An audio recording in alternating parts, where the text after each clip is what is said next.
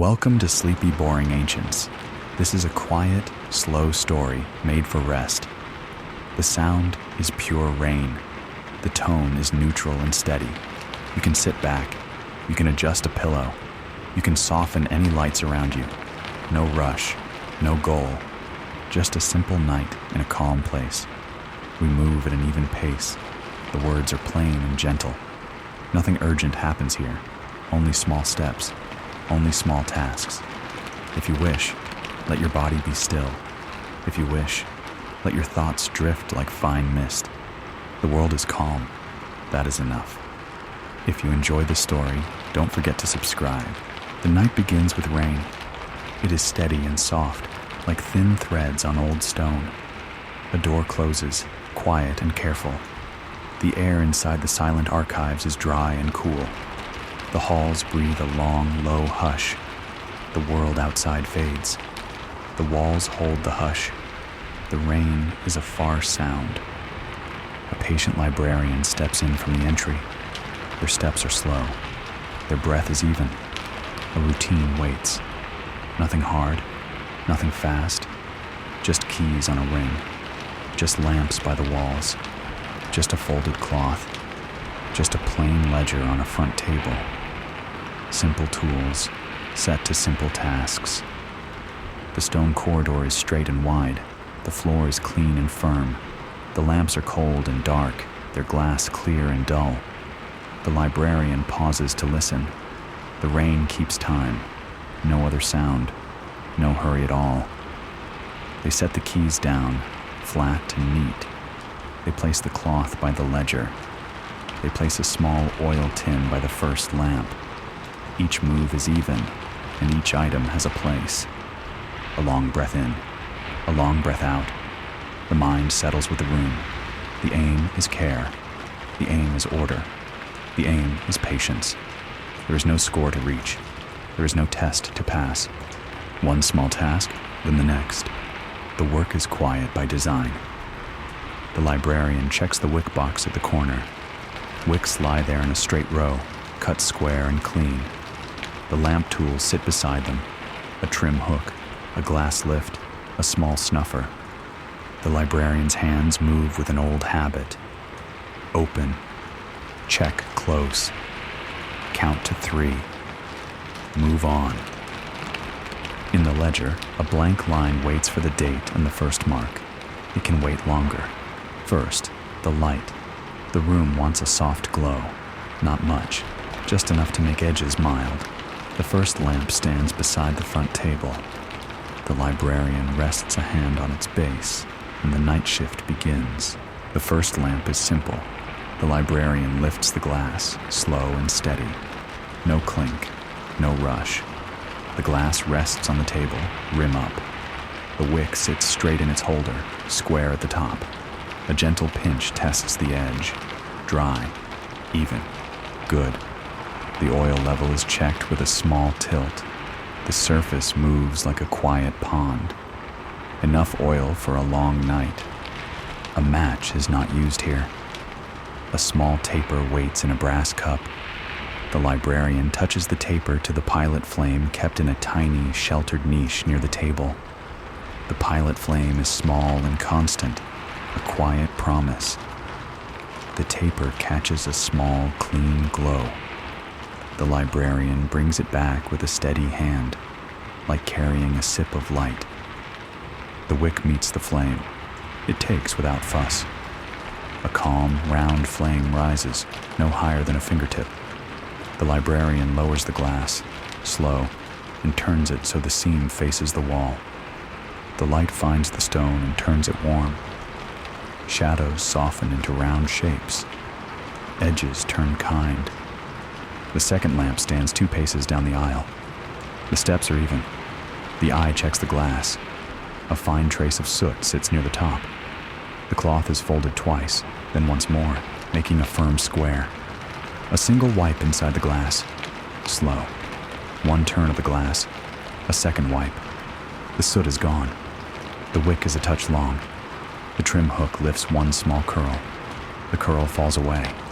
The wick is square again. The taper passes its small flame. The wick accepts. The glass returns. The flame holds low. The aisle runs forward like a quiet line of calm. Lamp by lamp, the same steps repeat. Lift, check wipe, trim light, lower, turn a quarter, move on. The rhythm is the point. The mind sets into it, like a wheel that turns at one speed, not fast, not slow, just right. The rain marks the time from far away, even and soft. At the fourth lamp, the oil sits a bit low. The small oil tin moves close. The cap turns with a gentle click. A short pour, steady and thin. The surface rises to the mark. The cap returns.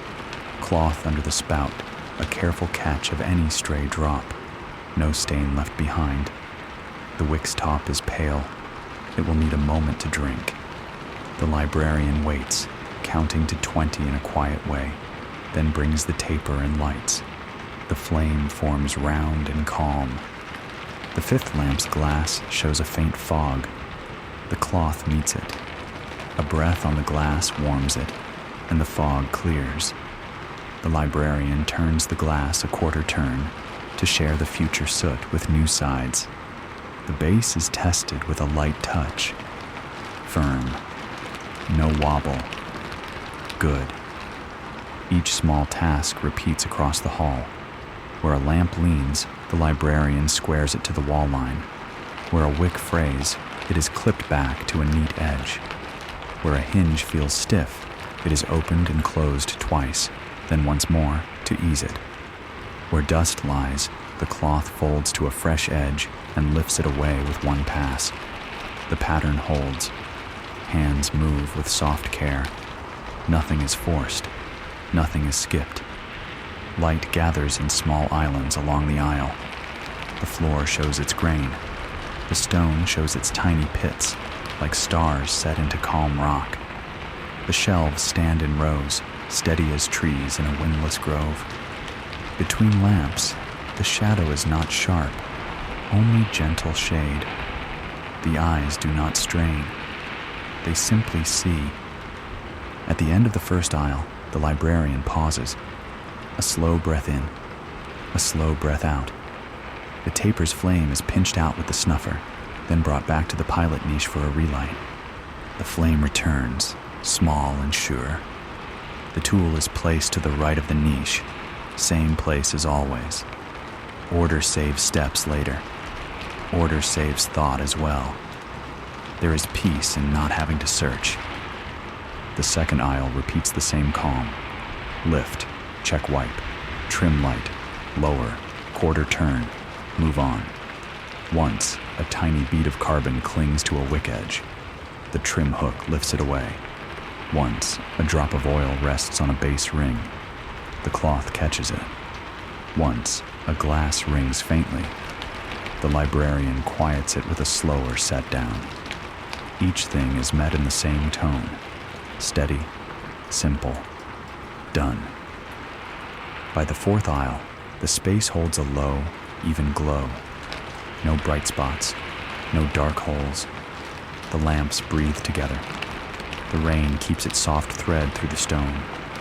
The librarian turns back toward the front table, checks the first lamps from a new angle, and notes all flames match a low, round height.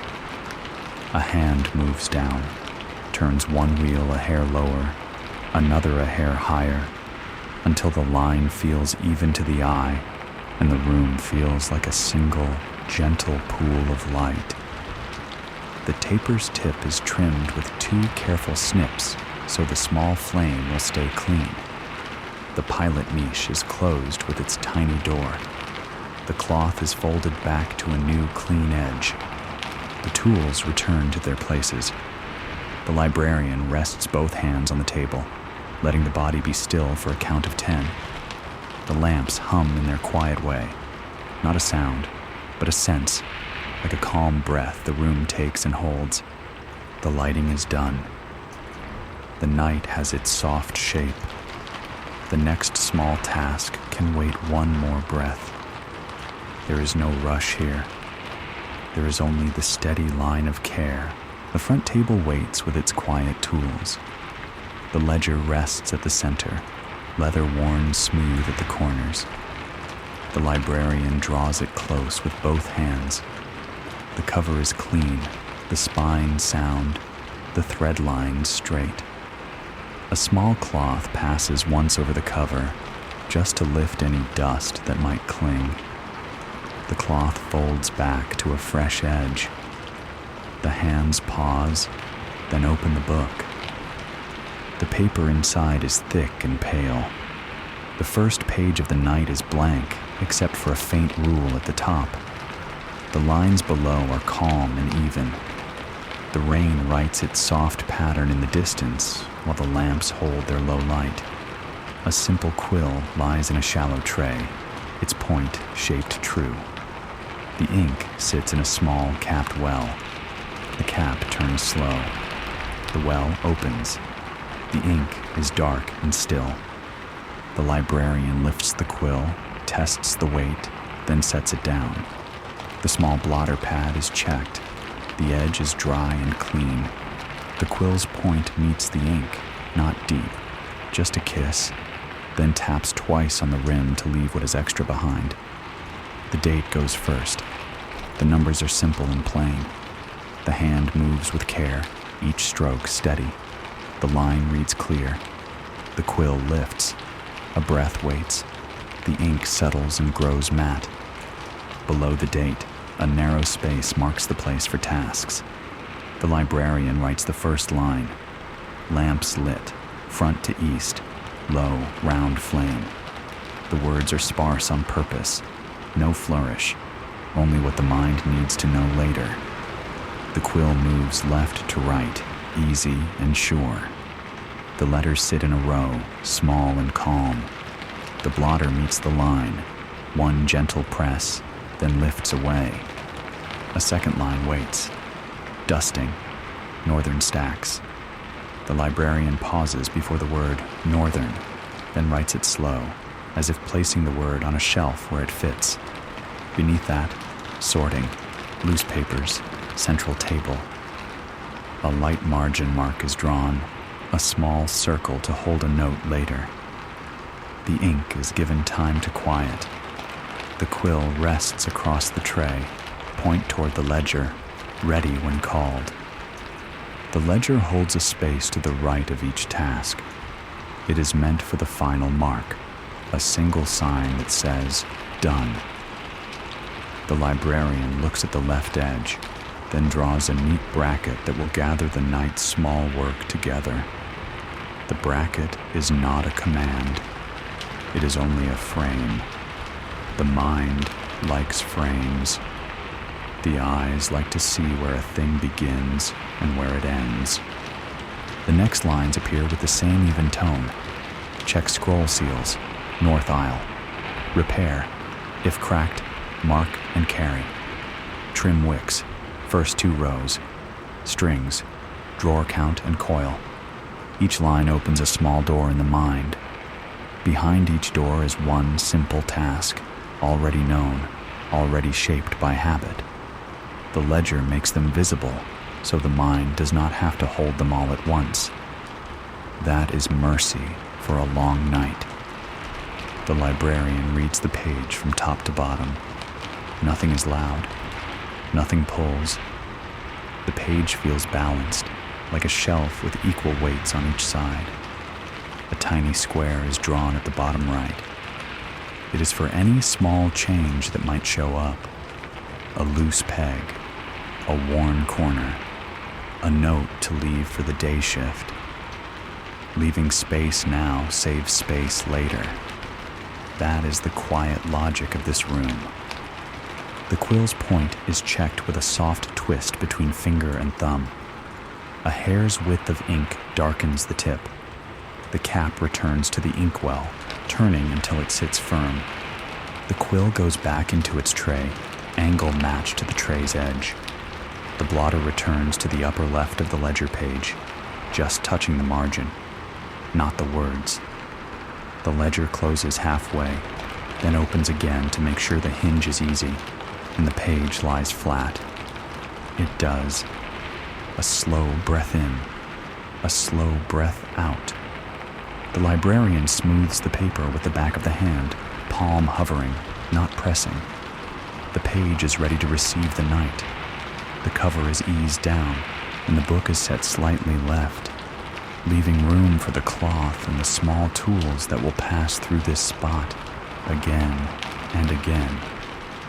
The table stays clear where it should be clear. The eyes lift to the soft ring of light around the front table. The lamps hold steady, as if they too are reading the page. The librarian places the ledger at a right angle to the table's edge. The spine aligns with the stone line in the floor.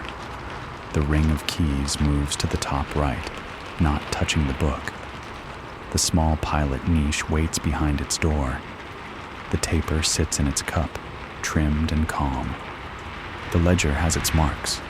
The night has its map. The next step is simple and known.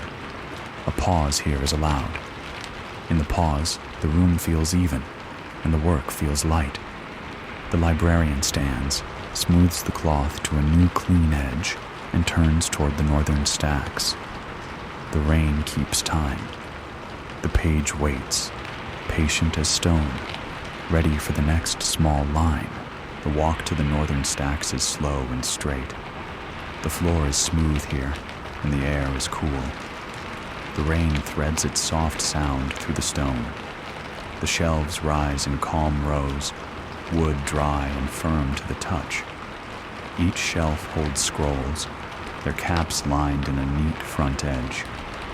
The librarian pauses at the first aisle, folds the cloth twice, then once more, making a thick square with a clean edge. The first pass is gentle. The cloth moves from left to right, no push, no press.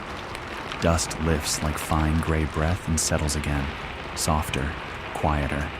The cloth turns to a clean edge. A second pass follows the first. Same path, same pace. The aim is not to finish fast. The aim is to keep the same slow rhythm, shelf by shelf, from end to end. A scroll cap sits one finger's width out of line.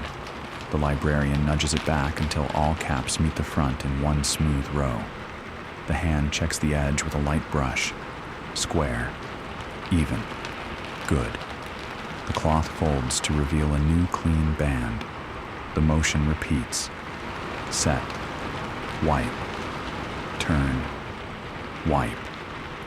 The mind rests inside the pattern. Each shelf holds its own small map. Endstones mark the span. Small labels sit below, simple signs with plain marks. The librarian reads them without thinking. A, then B, then C. No rush. The fingers check the wood for any rough spot. One small snag is found near the right end. The cloth is placed over it. The hand smooths the grain, slow, 3 times. The snag is less now. The shelf is ready to hold and not catch. At the second bay, dust lies a touch heavier. The cloth opens to a wider fold. The first pass goes forward. The second pass returns. The third is a light polish that lifts the last haze. The cloth turns. A small breath warms the fingers. The air feels steady. The rain's thread keeps the time, and the hands keep the pace. A gap shows where one scroll is out being read or repaired. The space is not left open. The 2 nearest scrolls are slid a half width each, sharing the gap. The front edge line stays straight. The eye checks the line from the end of the aisle. It reads as one calm bar. The mind likes that. It takes less effort to see and think. The librarian moves down one shelf. The steps are small and even. The cloth meets the wood and lifts again. Turn, wipe, align. The simple rules hold. Where a label sits crooked, it is set straight with a thumb and 2 fingers. Where a corner of a label lifts, the cloth presses it down until the glue settles. Nothing loud, nothing forced. A whisper count keeps the rhythm. 1, 2, 3, turn. 1, 2, 3, turn. The shelves accept the care and ask for no more. At the end of the first upright, the librarian touches the shelf end with the back of the hand, a light test of steadiness. Firm. No sway. Good. The end grain is dry but sound. The cloth passes once over the upright face, just to clear the thin film that gathers there. The second upright repeats the work. The cloth is folded to reveal a clean strip. Left to right. Turn. Back to front. Turn. A small curl of dust collects at the far corner. The cloth gathers it in a small pinch and tucks it into itself. No trace is left. The scroll caps shine just a little in the low light, not bright, only clear. At a high shelf, the librarian lifts on the toes, keeps a hand on the wood, and makes a short, careful pass. No stretch beyond comfort. If the reach does not meet the mark, the work will wait for the low stool. Tonight, the reach is enough. The dust lifts. The edge line remains true. The hands come down. The breath stays even. The middle bay holds a small tray with string loops. The tray is set aside for now. Dust first. The cloth passes around the tray space. Then the tray returns, set square to the shelf edge, not overhanging. The loops lie flat, 3 in a row, calm and ready. The librarian notes their place without writing. The ledger will get that line later. At the last bay of the first aisle, the cloth is unfolded, shaken once in a low, close arc, over the cloth itself, not into the room. The clean fold is made again. The first pass is as slow as the first pass of the night. No extra speed at the end. The shelf earns the same care as the start. When the row is done, the librarian steps back one pace and scans the caps. The edge is level. The labels are straight. The dust is gone. A small pause. A count to 10. The cloth is refolded to a new side. The second aisle waits with the same quiet. The same rules will carry through. The mind trusts them. One small task, then the next, and the room becomes easy to be in. The rain keeps its soft line. The lamps hold their calm pool of light. The night moves, steady and mild. The cloth folds once more and rests in the pocket. The librarian turns to the front edge of the nearest scroll. Each cap is firm and smooth. Each cord lies flat. The task now is simple and known. Look at the wax, check for cracks, and turn each scroll 1/4 turn for even wear. The hands are steady. The eyes are calm. The rain keeps its mild thread through the stone. A small tray slides from the side of the shelf. It holds 3 things: a soft brush, a narrow slate, and a short stick of chalk. The brush lifts a faint film from one cap. The slate receives a simple mark when needed. The chalk draws a small circle and a line through it for repair, and a plain dot for fine. Nothing more is needed. Too many marks make noise in the mind. These few keep it quiet and clear. The first seal sits clean and whole. The wax has a dull sheen, not shiny, not flat. The stamp mark is clear. The edge is smooth. The cord crosses the wax at the center. No gap shows where a crack could grow. The librarian touches the side with the back of a fingernail. Solid. The slate receives a dot. The scroll turns a quarter. The cap faces the aisle now. The line stays straight. The next seal shows a faint hairline at the edge. Not deep, not long. The brush passes once to clear dust. The nail tests the line. It does not open. The slate receives a small circle without the line. Watch. The scroll turns a quarter. Later, if the line grows, it will be marked for repair. The point is not to rush work toward the hot wax table. The point is to see and note and return when due. A third seal is sound, but a crumb of wax sits loose near the cord. The brush lifts it and keeps it in the tray. No trace should fall to the shelf. The slate takes a dot. The scroll turns. The row remains calm. The cloth presses the cap edge just to set it back into the line. At the fourth, a true crack runs from the rim to the stamp. It is not wide, but it crosses the mark. The librarian breathes in, then out. The chalk draws the circle with a line through it. That symbol is for repair tonight. The scroll is lifted with two hands, close to the chest, and placed into a short carry space at the end of the bay. This place is made just for cracked seals, no mix with the sound ones.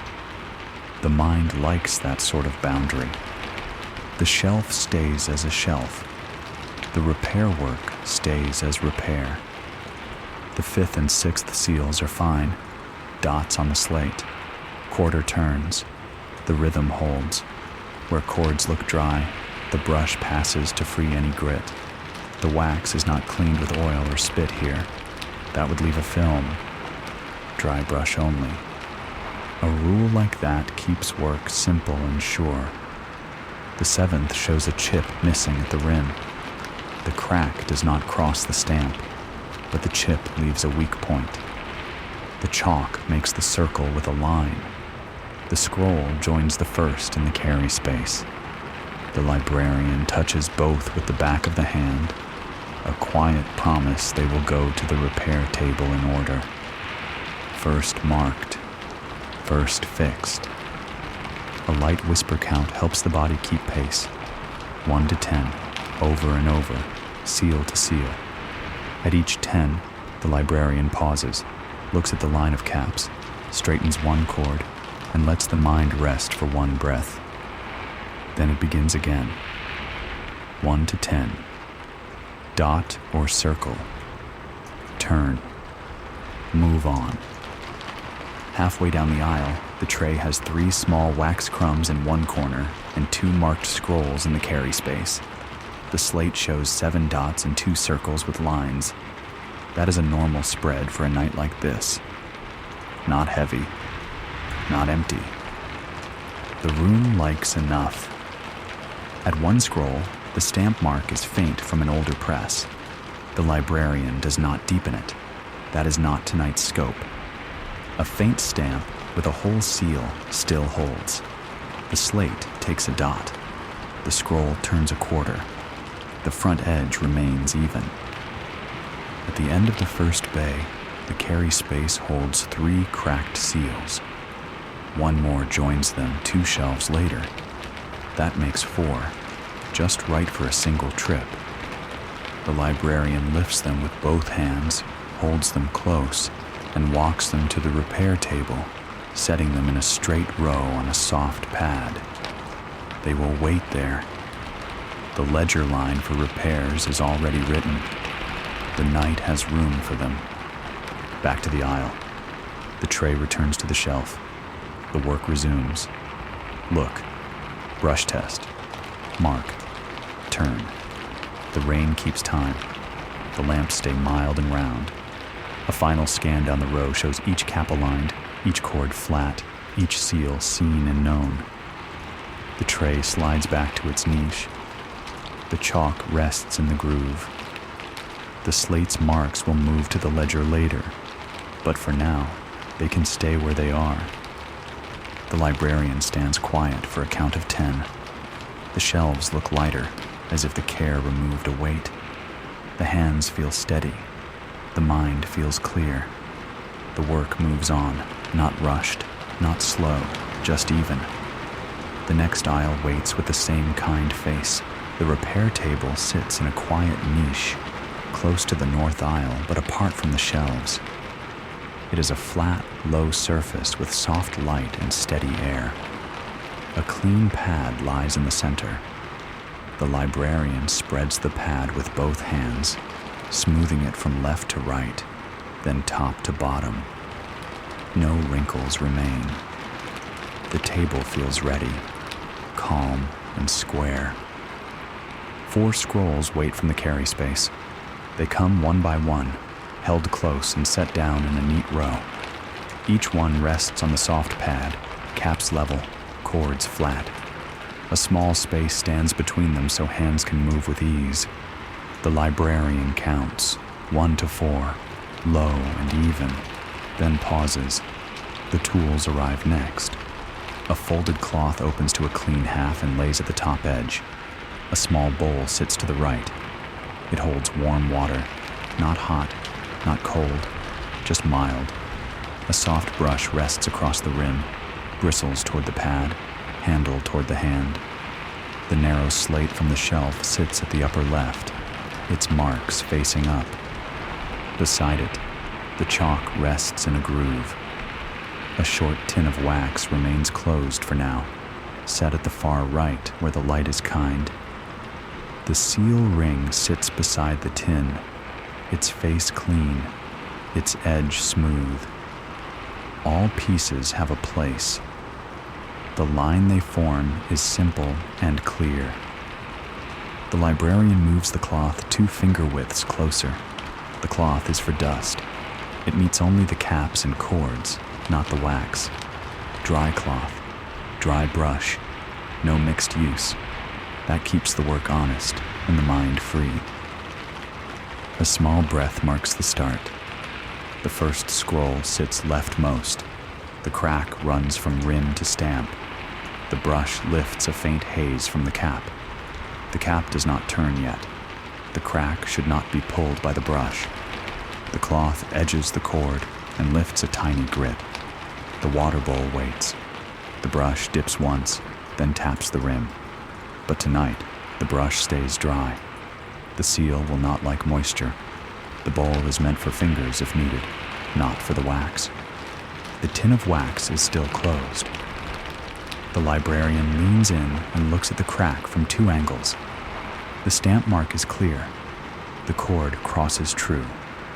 The crack is narrow, not showed on the underside. That means the repair can be small. The slate receives a tiny one beside the circle and line to show order. First cracked, first fixed. Before any heat, the area must be clean. The brush lifts 3 crumbs from near the rim. They go to the corner of the pad, not to the table. The cloth presses the cap edge to steady it. The librarian checks the seal ring face against the stamp mark. The ring matches the pattern used for this row. Good. The ring returns to its place. No rush with heat.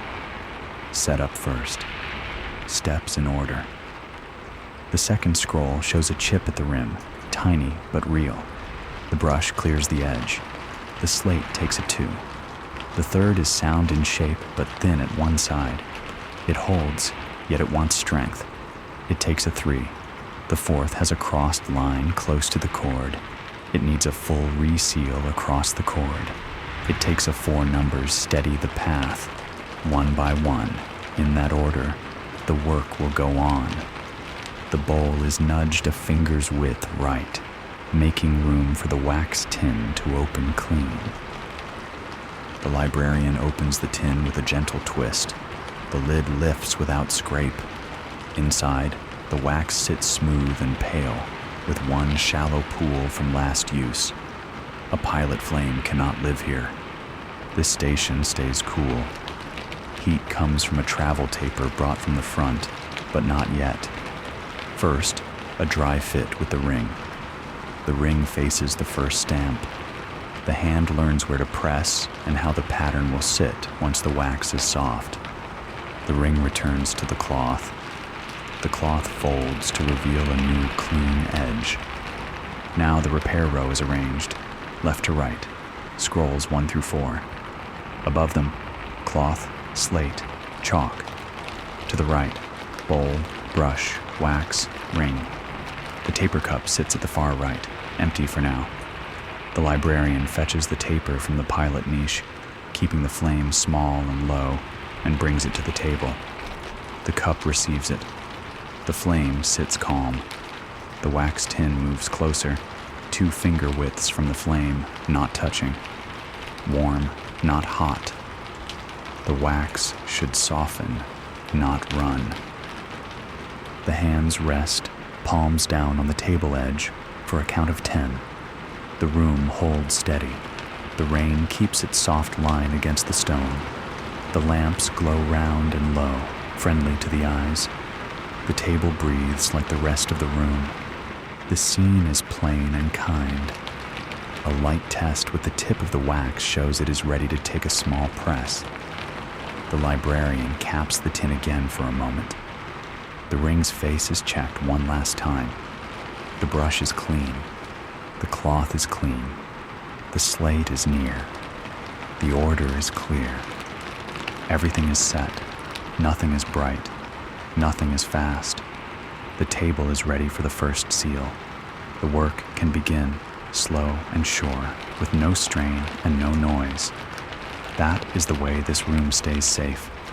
That is the way the night moves well. The first seal waits, calm and still. The librarian brings the wax tin closer to the taper, not too near. Warm, not melt.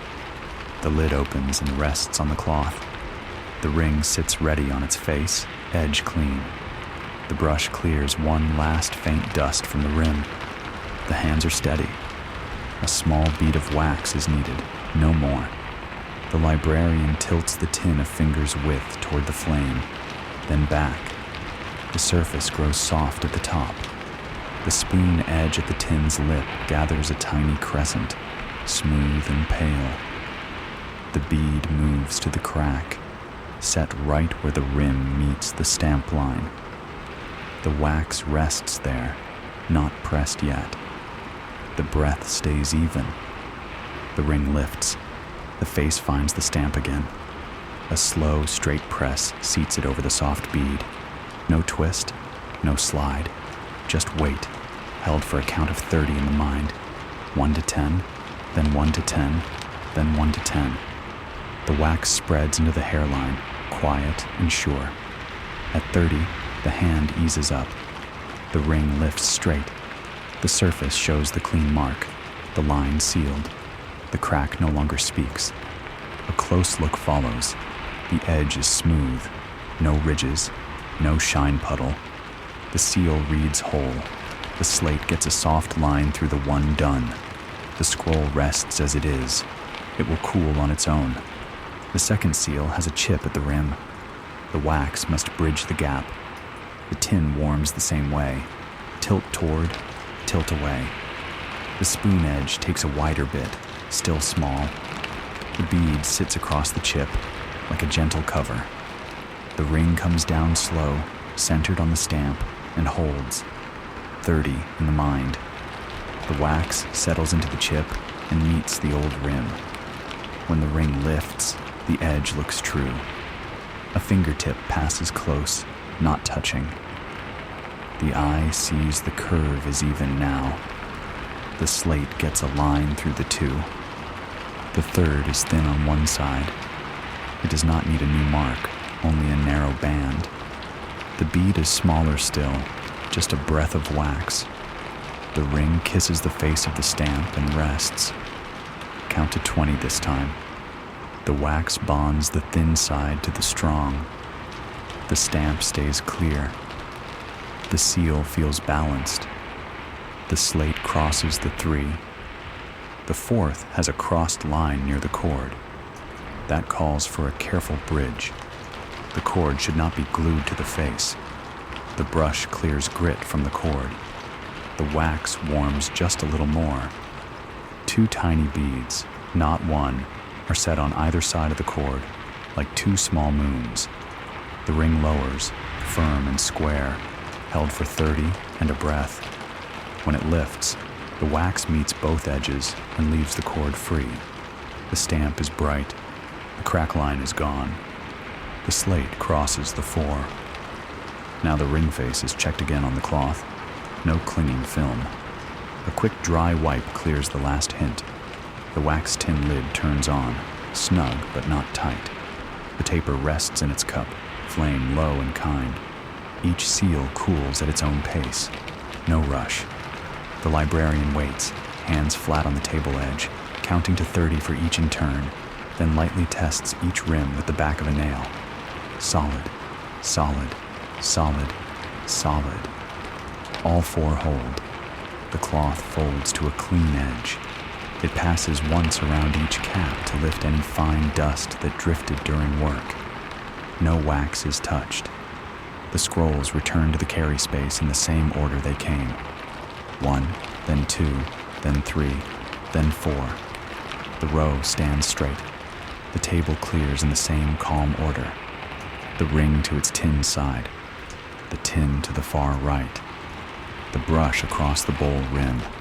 The chalk to its groove. The slate keeps its marks. They will move later. The cloth folds to a square.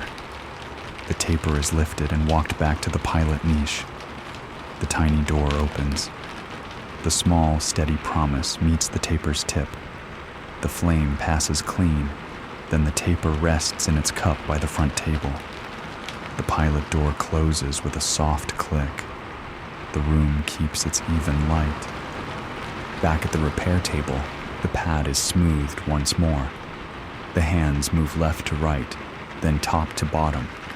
No crumbs remain. The bowl of water is carried to the basin and poured out, one slow arc.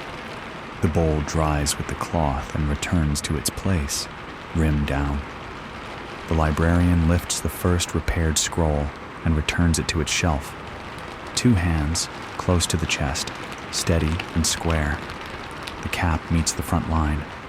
The seal faces the aisle. The cord lies flat. One by one, the others follow. The edge reads as one long bar again. The breath leaves, long and even. The slate rests on the front table for the ledger later.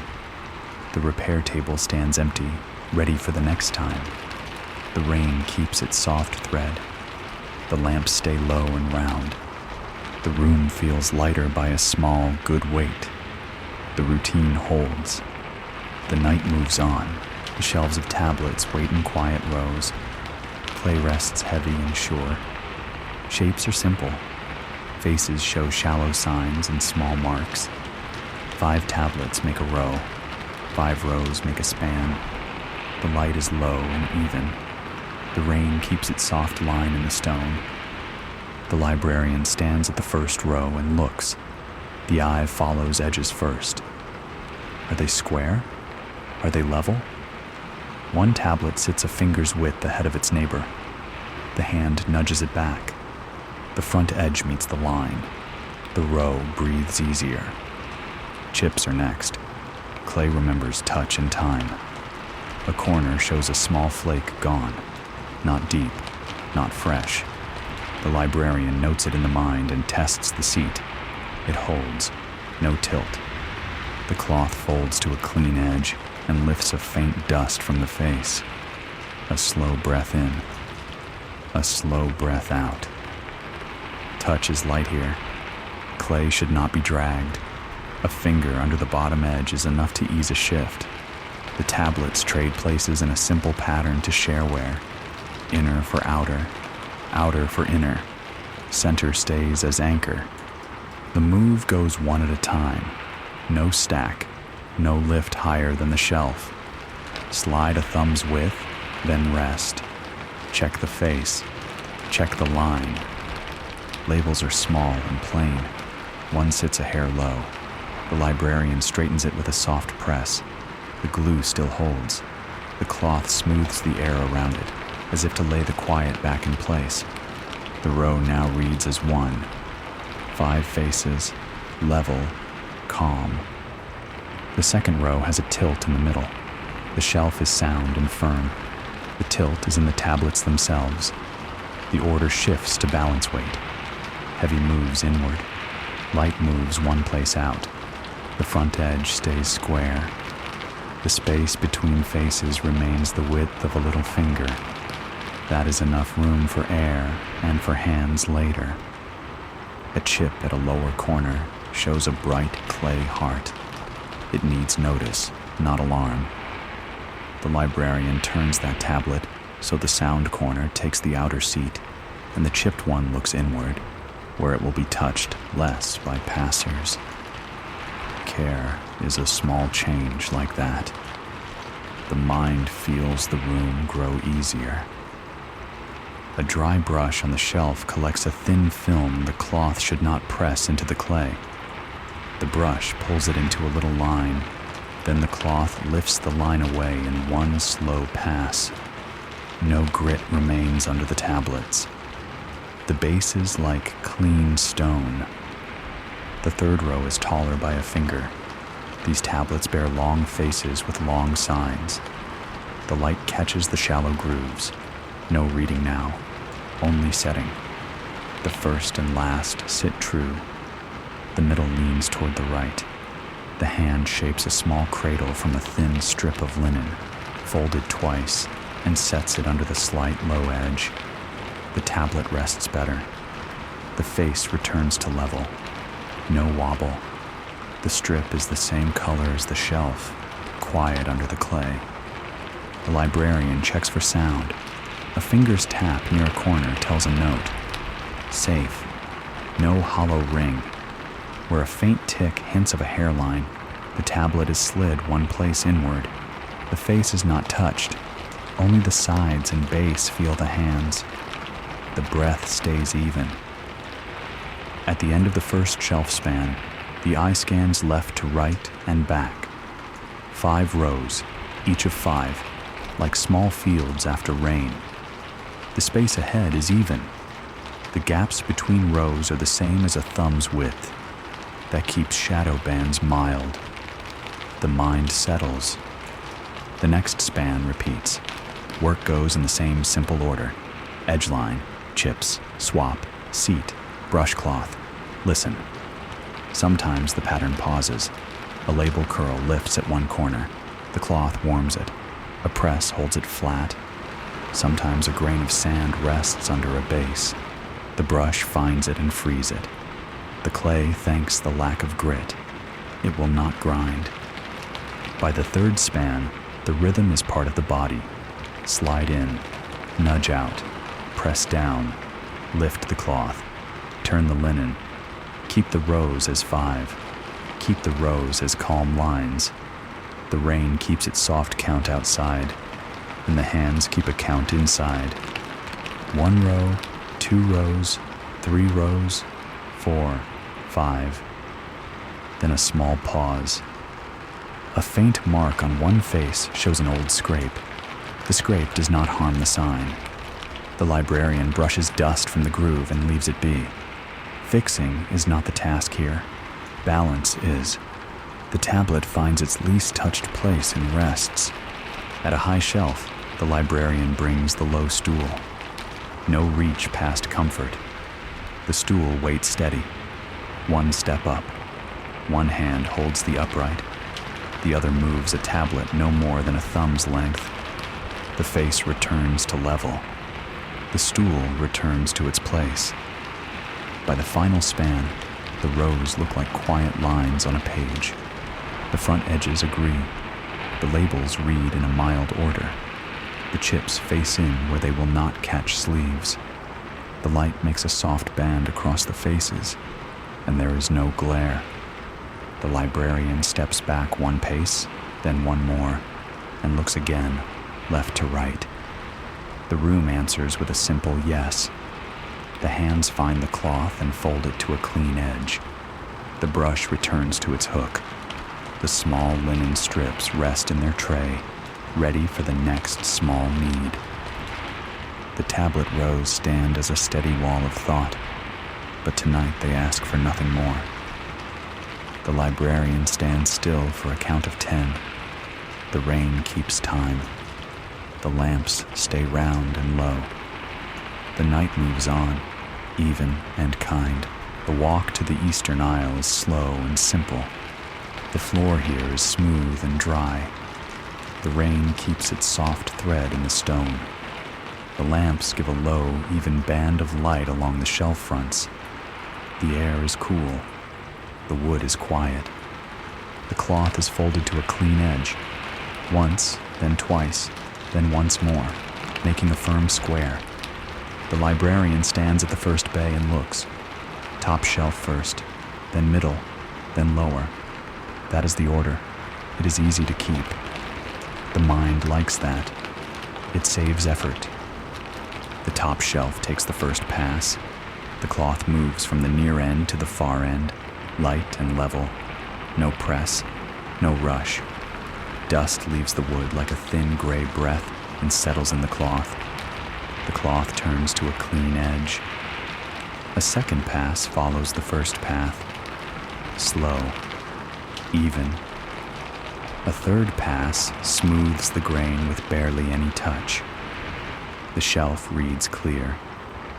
The small markers sit under the shelf fronts, one pace apart along the aisle. They are plain bits of wood, each with a simple sign. The eye checks each as the cloth moves by. One is a hair offline. The librarian sets it straight with 2 fingers. It sits with its edge flush to the front. The spacing holds. The pace holds. The middle shelf waits. The cloth meets the wood and lifts the thin film. Left to right. Turn. Back to front. Turn. A small curl gathers at the far corner. The cloth pinches it and keeps it. No dust falls to the floor. The labels below the shelf fronts are plain and square. Where one lifts, the cloth warms it and presses it flat. The glue remembers and rests. The lower shelf takes a gentler hand. The cloth meets it in a shallow, careful bend. The pass is slow so the low light can show the grain. A tiny grit rests near the end. The cloth pauses. The dry brush comes from the pocket for that one spot.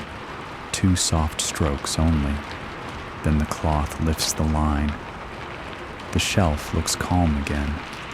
The markers are checked again at this bay. One is missing. The small gap shows white stone behind. The librarian notes the space in the mind and touches the ledger corner later. For now, the sweep goes on. The spacing keeps even. The missing marker will return in the morning or from a drawer.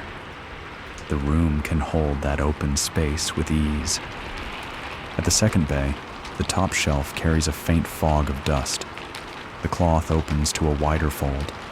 1 pass forward, 1 pass back, 1 pass to polish. The edge from end to end reads as a mild gray bar, then clears. The markers sit where they should. The fingers check that each has 2 points touching the stone, not rocking. The aisle likes no rattle points. The middle shelf has a light ridge near the center. The cloth passes along it, then across it, then along again. The ridge softens. The labels under it sit in a true line. The eyes scan the row. They see A, B, C, easy, and calm. The breath stays even. At the third bay, the top shelf is higher by a hand. The low stool is brought over and set steady. 1 step up. 1 hand holds the upright. The other hand moves the cloth. 1 pass. Turn. 1 pass. The stool remains steady. The feet come down. The stool returns to the side. The markers show a faint tilt in the light. The librarian straightens the nearest one and checks the next. A light thumb press realigns it. The space between markers remains 1 pace. That keeps the eye from seeking more. The aisle feels measured and sure. The middle shelf has a thin line of dust at the far lip. The cloth folds so a clean edge can sit right on that lip. 1 gentle draw. The line disappears. The hands do not push into the shelf. Only the surface is touched. The shelf keeps its strength. The lower shelf meets the cloth with the same slow care. A soft click sounds as a marker settles fully. The librarian pauses, listens, and sets it firmer by sliding it a hair toward the wall. No more sound. The aisle grows quieter by that small act. By the fourth bay, the rhythm is full. Top, middle, lower, markers, labels. The cloth turns to new edges as needed. The brush comes out only when grit is found. The pass never rushes. The breath keeps time with the rain. At one bay, a spider thread glows in the lamp band. It hangs from the underside of a shelf edge. The cloth gathers it with a light lift. No smear. No break that leaves a strand. The corner of the cloth holds it until the cloth is shaken over itself, low and close, and folded again. The shelf sits plain and calm. A tiny nick shows on a marker's edge. It does not change its place. The eye notes it for a new marker later. The spacing remains correct. The aisle line stays straight. That is enough for tonight. The final bay of the first span gets the same care as the first. Top, middle, lower. Each pass is as slow as the night began. The markers all face the same way. The labels all sit level. The air above the shelves looks clear and still. The librarian steps back one pace and scans the length. The shelf faces show a soft, even tone. The markers lead the eye in a calm line. The floor looks clean. The lamps keep their round glow. The rain keeps its soft thread. The cloth folds to a new clean edge, ready for the next span. The mind feels light. The work moves on, steady and mild. The string drawer waits at the central table, third slot from the left. The pull is smooth. The wood slides without a sound. Inside, the strings rest in simple coils, pale and neat. Each coil sits in its lane, 3 lanes across, 4 down. The librarian lets the eye take in the order, then moves one coil to the table with 2 fingers, careful and light. Measure comes first. The house measure is simple. Forearm to fingertip, then a thumb's width more. The librarian places one end of the coil at the inner elbow, draws the string to the tip of the middle finger, then adds the thumb width. A soft nod. Correct. The string is returned to the coil. The next coil comes out. The same test repeats. Forearm, fingertip, thumb. The rhythm is plain and steady. One coil proves a shade short. Not by much. Still, a mark is needed. The slate from the repair table sits near, now turned to its clean side. A small dot in the upper corner notes short -1. The librarian places the short coil at the right edge of the table for trimming later. The drawer still holds its calm shape. Freight check comes next. The librarian lifts each coil by its tied belly and lets the ends rest on the cloth. The eyes search for stray fibers, the little hairs that grow from use. One coil shows a soft bloom near its tail. The small scissors rest in a shallow dish. 2 snips bring the end square again. The cut is straight. The tail is smooth. The coil is rewound with a gentle twist and placed back in its lane. Where ends look rough, the thumb and forefinger roll them once to settle the fibers. Where a knot shows extra bulk, the librarian unties it, draws the line flat between 2 fingers, then ties a firm, low knot. No lump, no twist. The line lies like a calm thread, not eager to catch or pull. The mind likes that kind of quiet.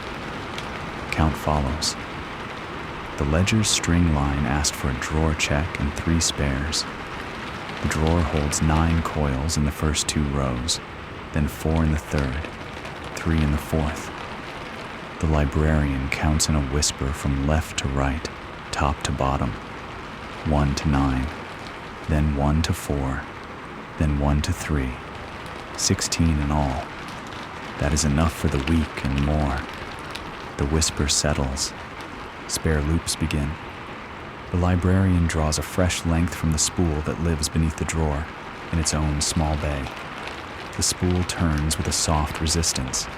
The measure repeats. Forearm, fingertip, thumb. The string is cut with one clean snip. A loop is formed by bringing both ends together. A simple overhand knot ties them, not tight yet. The knot slides to align with the ends so the tails are even, then is snugged down with a slow pull. The tails are trimmed square. The loop lays flat on the cloth, calm and true. The second loop is made the same way. The third as well. The librarian places the 3 new loops in a shallow tray, side by side, tails aligned to the right. The tray sits in the drawer's front corner, so hands can find it without looking. Spare loops like to be near the front. That saves steps later. The coils that sit tall in their lanes are nudged to match height. A coil that sags is rewound once around 2 fingers, then set back so its shape is round and full. Where a coil leans, a light finger shifts it so it stands square to the drawer face. The array reads as a grid again. The eyes rest. The short coil returns to the table. The librarian pulls a fresh length from the spool, measures forearm to fingertip plus thumb, then cuts. The knot is tied at the belly. The short coil's knot is untied. The new line is laced into the coil's path, following its quiet spiral. When the turn meets the end, the tails meet and tie with a neat square knot. The joint lies low. The coil is tested with a soft pull. Secure. The slate's short dot gains a line through it. Done. Next, knot checks. Some coils in use need their hold knots checked for slip. The librarian chooses 3 at random, ties each around a test stick, and gives a firm, slow pull. No slip. Good. The lines are untied and laid back down in their lanes. The test stick returns to the side of the drawer, right where the thumb expects it. A tiny chip shows on the drawer's inner rail. The cloth rubs it smooth, then a thin strip of linen is laid over it, cut to the rail's width. The strip keeps future coils from catching. The mind notes the small fix for morning, but the drawer is safe tonight. Coil, knot, trim, seat. The pattern repeats until each lane has been touched once. The final pass is a visual sweep. Coils round, knots low, tails square, loops in tray, spool seated, rail lined. The hand rests on the drawer front for a count of 10. The room feels even. The drawer slides in. The wood meets wood without scrape. The sound is soft and brief. The strings are ready. The ledger will have its mark when the librarian returns to the table. The rain keeps its quiet thread. The lamps hold their round, low glow. The night moves on, steady and sure. The walk back to the first lamp is quiet. The floor feels steady under each step. The rain keeps its thin, soft line in the stone. The air is cool. The light is low and even. The lamps wait like calm islands along the aisle. At the first lamp, the librarian pauses. The glass is clear. A faint haze sits near the top rim. The cloth is folded to a clean edge. The glass lifts in one slow motion. No clink, no rush. The cloth meets the inside, one long wipe from seam to seam. The glass turns a quarter. A second wipe follows, light and sure. The haze is gone. The glass sets on the table rim up, steady. The wick gets a look. Its top is square, but the edges show a thin, dark curl. The trim hook lifts one small thread. The scissors tip clips it to a neat line. The wheel turns a breath lower. The flame rounds itself, small and even. The glass returns, lowered slowly. The seam faces the wall. The base sits firm. The shadow softens against the stone. 2 paces down, the second lamp shows a light soot ring. The cloth folds to a new clean band. The glass lifts and turns. 1 wipe, turn a quarter. 1 more wipe. The soot clears. The wick is a touch long on one side. The trim hook nudges it square. The wheel lowers a hair. The flame calms. The glass goes back, smooth and quiet. At the third, the glass holds a faint fog from the last pour. A warm breath near the cloth eases it. The cloth makes 1 gentle circle inside the glass. The fog leaves. The wick top is pale and drinks well. No trim needed. The wheel checks low. The seam turns to the wall. The lamp looks the same as its 2 neighbors. The eye reads the 3 as 1 line. The 4th lamp's hinge feels a little stiff. The librarian opens and closes it twice, then once more. The movement eases. The glass lifts without scrape. The cloth does its 2 pass inside. The wick edge shows a bead of carbon. The hook lifts it away. The wheel lowers a hair. The glass returns. The flame holds round and low. At the 5th, a small ring of oil shows at the base. The cloth meets it and lifts it clean. A dry wipe follows for the ring. No stain remains. The glass is clear. The wick top is square. The wheel stays low. The seam turns a quarter from its last set to share future soot. The lamp rests steady. The 6th lamp sits slightly askew to the wall line. The librarian nudges the base so the front edge aligns with the stone line below. The glass lifts. 1 wipe. Turn. 1 wipe. The wick edge gets a tiny clip. The flame forms round and calm. The glass lowers. The seam faces the wall. The base reads square. Across the aisle, the same slow pattern repeats. Lift, wipe, turn, wipe, trim lower, quarter turn. The rhythm is the point. The hands move with soft care. Nothing loud, nothing forced. The rain keeps time. The lamps answer with even light. At 1 lamp, the wheel sits a touch high. The librarian lowers it the width of a breath.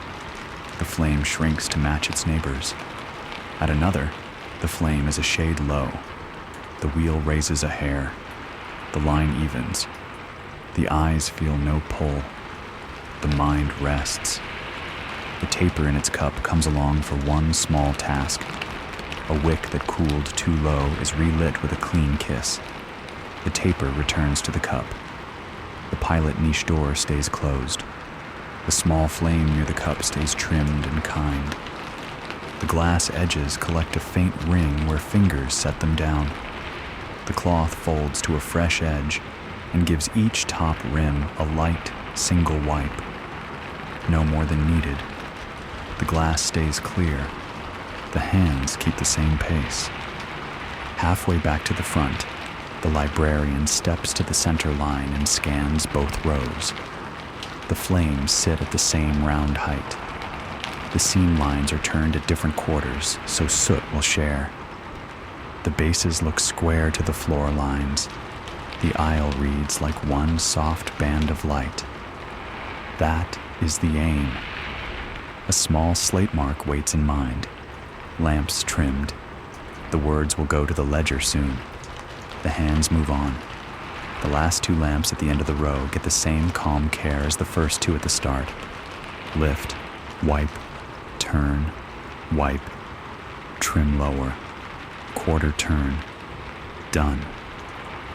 At the front table, the cloth folds to a fresh edge. The taper tip is trimmed with 2 neat snips so it will burn clean next time. The cup sits where it should.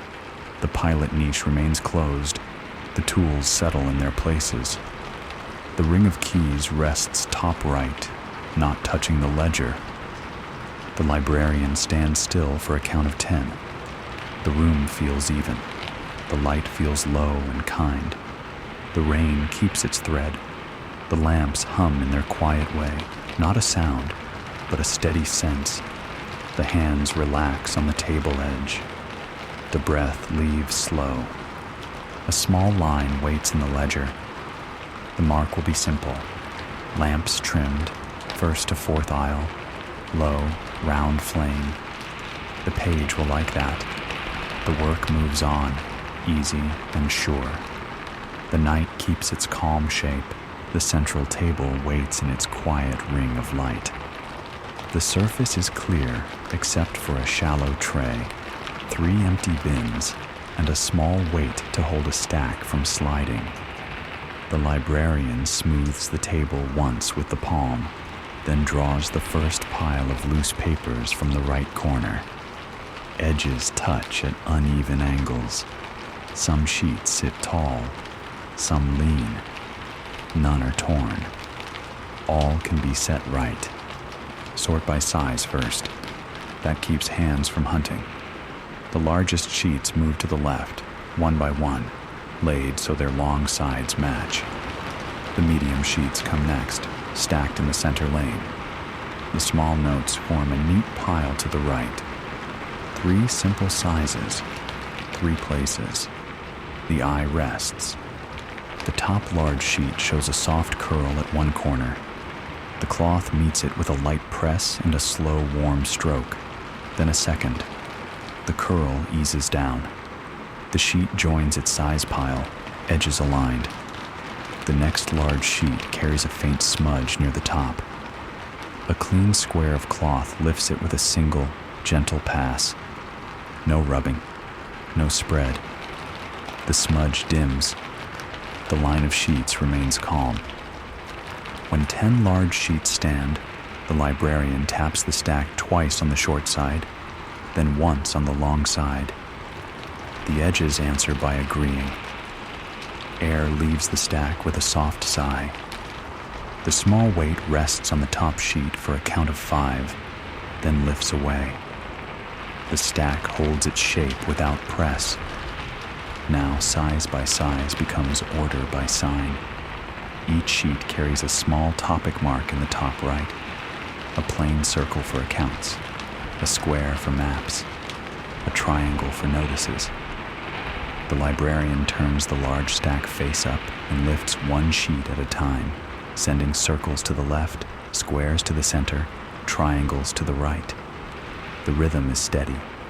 Circle, square, triangle, edge, align, tap, rest. One sheet shows no mark. The margin holds a faint pencil line, nothing more. The librarian sets it aside in a small 4th place, top right of the table. The ledger will hold a line later, unmarked, review. For now, the sorting continues, soft and sure. The medium stack repeats the same care. Size holds. Signs spread into their lanes. A sheet with a tiny tear at the bottom edge is paired with a backing sheet of the same size. The edges meet. The tear sits in the middle, protected by the neighbor. The pair moves as one. No fix tonight, only safe carry. The small notes travel next. They are light and like to slip. The librarian taps them into a firm edge, then uses the cloth to press the top sheet flat before turning. Each tiny sign sits clear in the corner.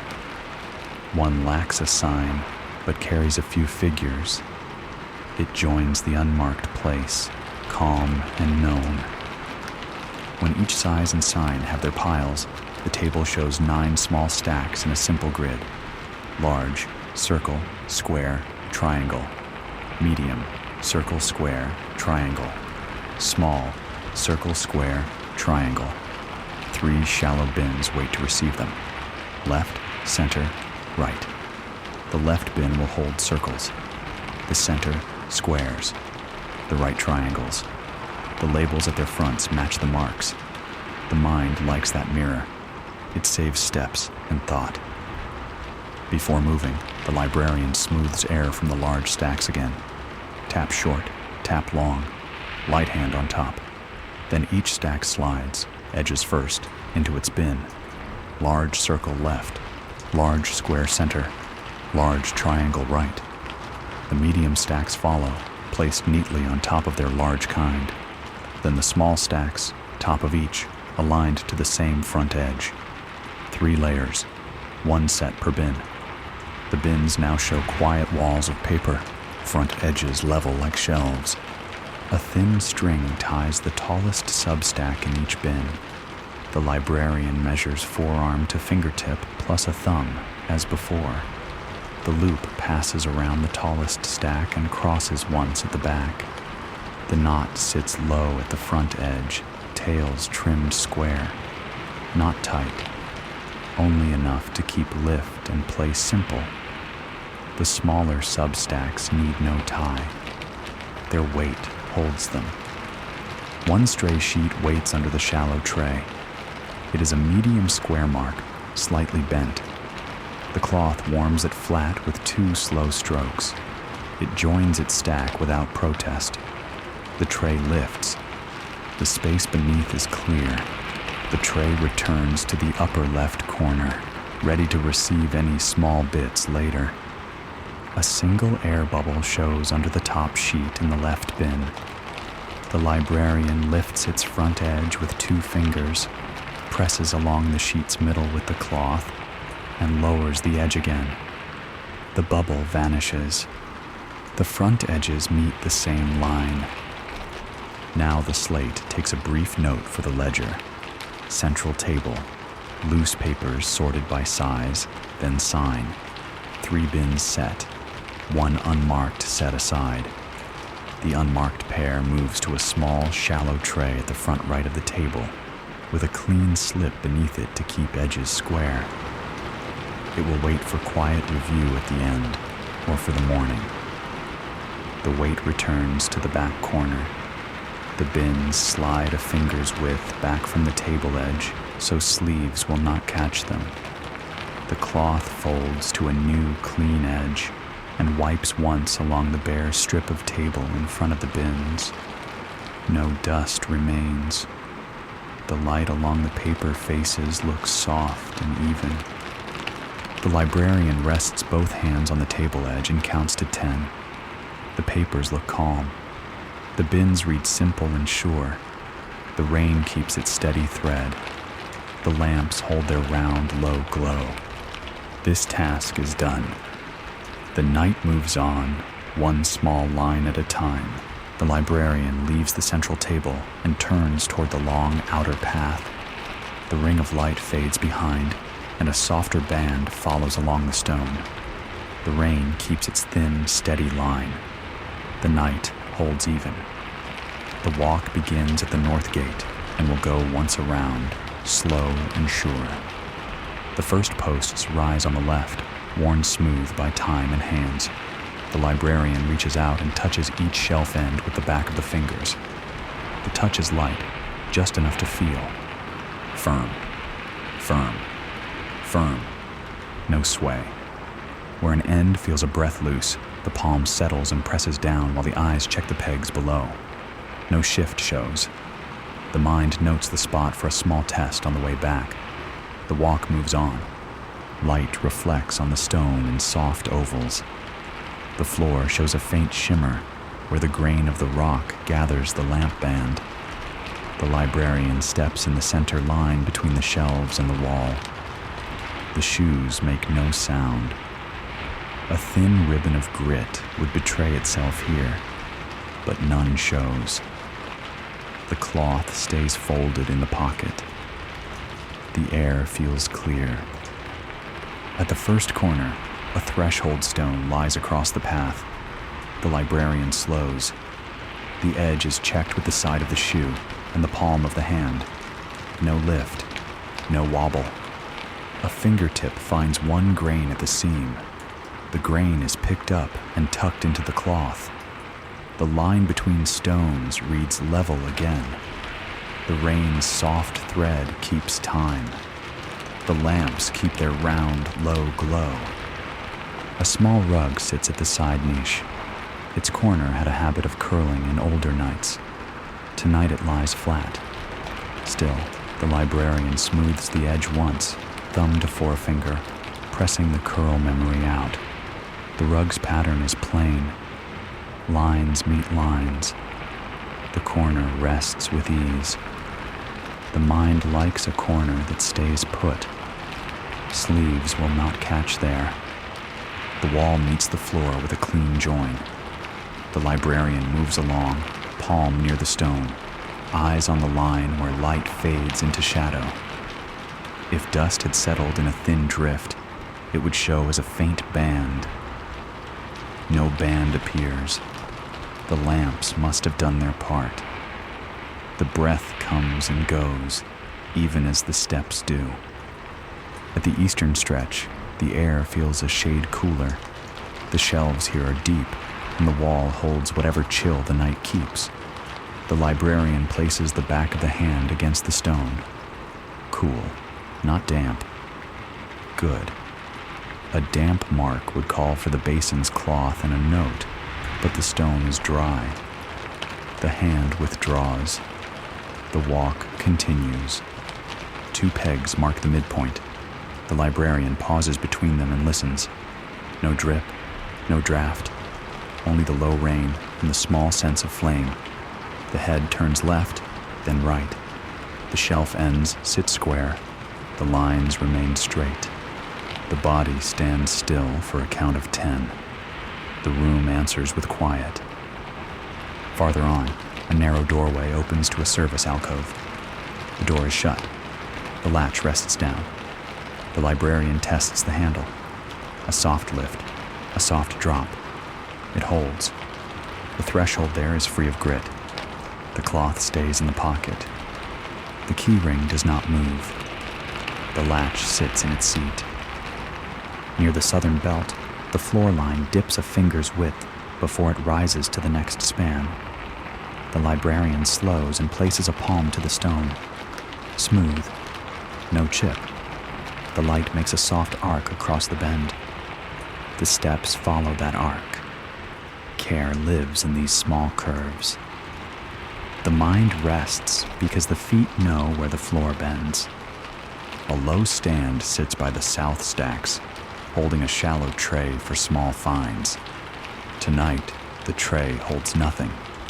The librarian lifts it, checks the base for dust, wipes the circle where it sits with the cloth's edge, then returns it. The tray meets the same ring. The stand returns to its exact place. The lamp band keeps the tray in its mild pool. At the west turn, a shelf end answers with the slightest tremor to the back of hand touch. Not much, just a whisper. The librarian sets the palm on the end grain and counts to 3. Then the hand moves to the nearest peg hole and presses the peg head lightly.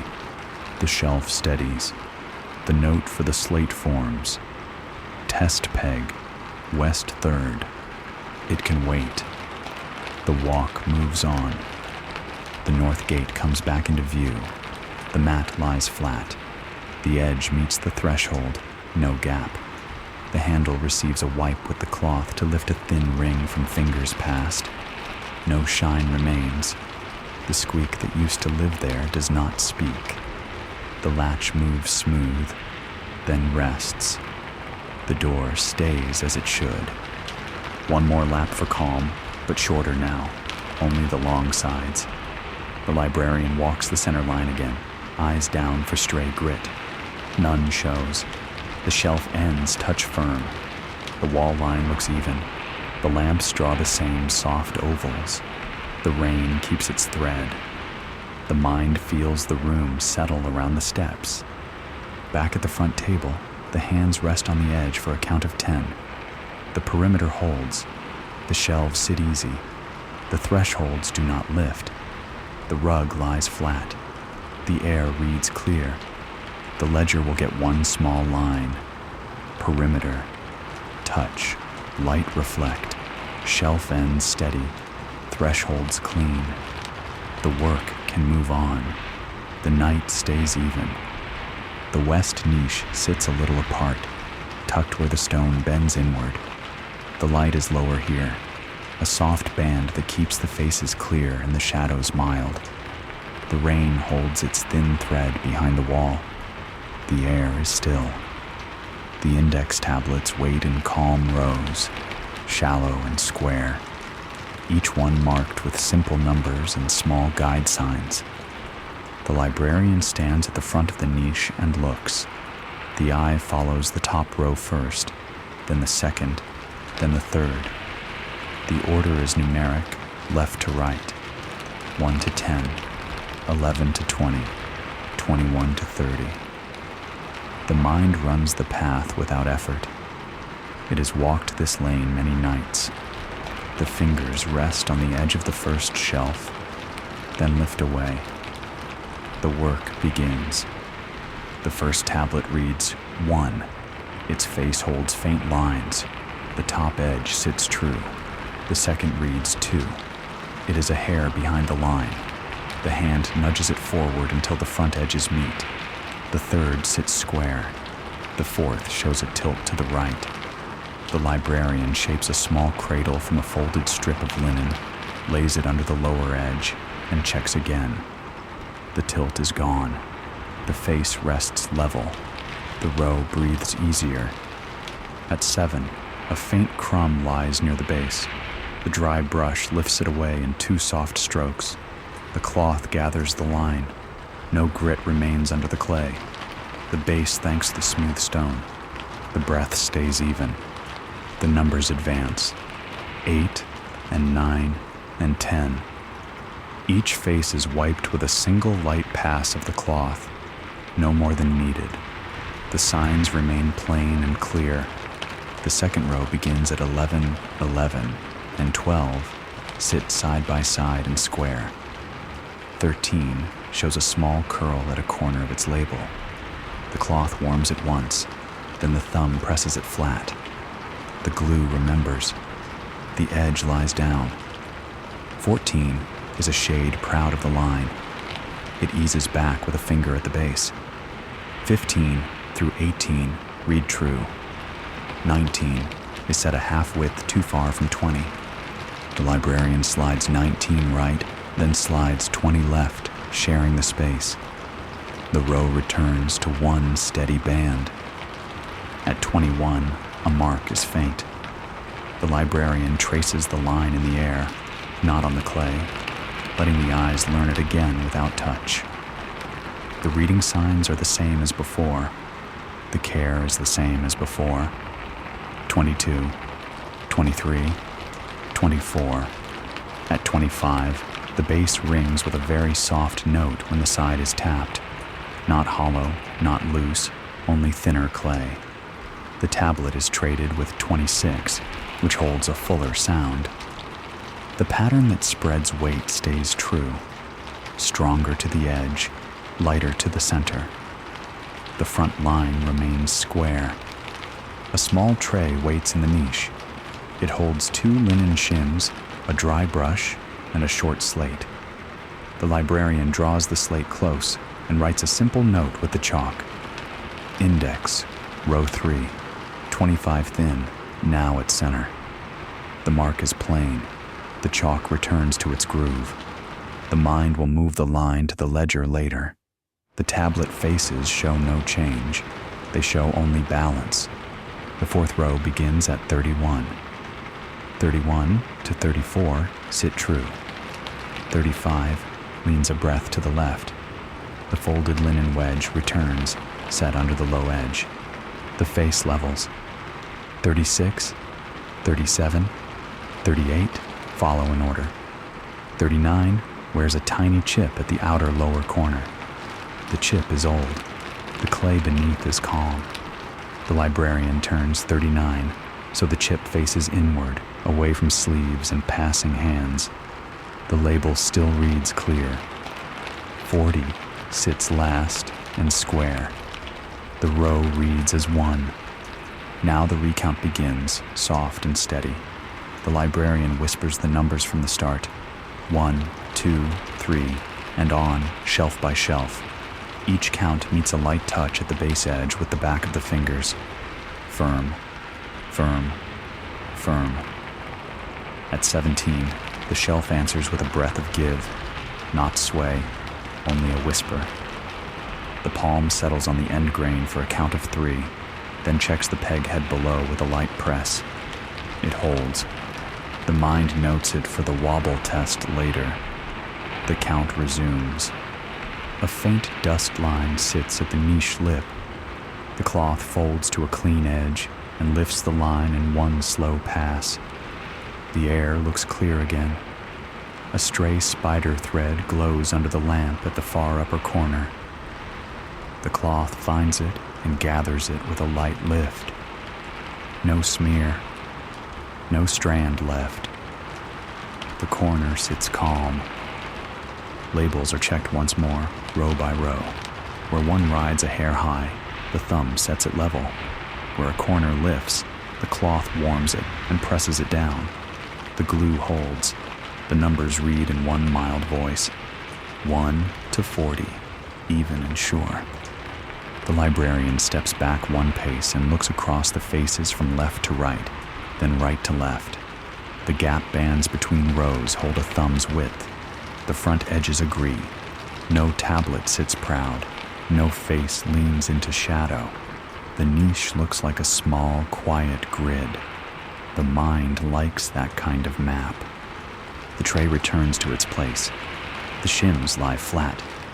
The brush rests, bristles up. The slate keeps its brief line.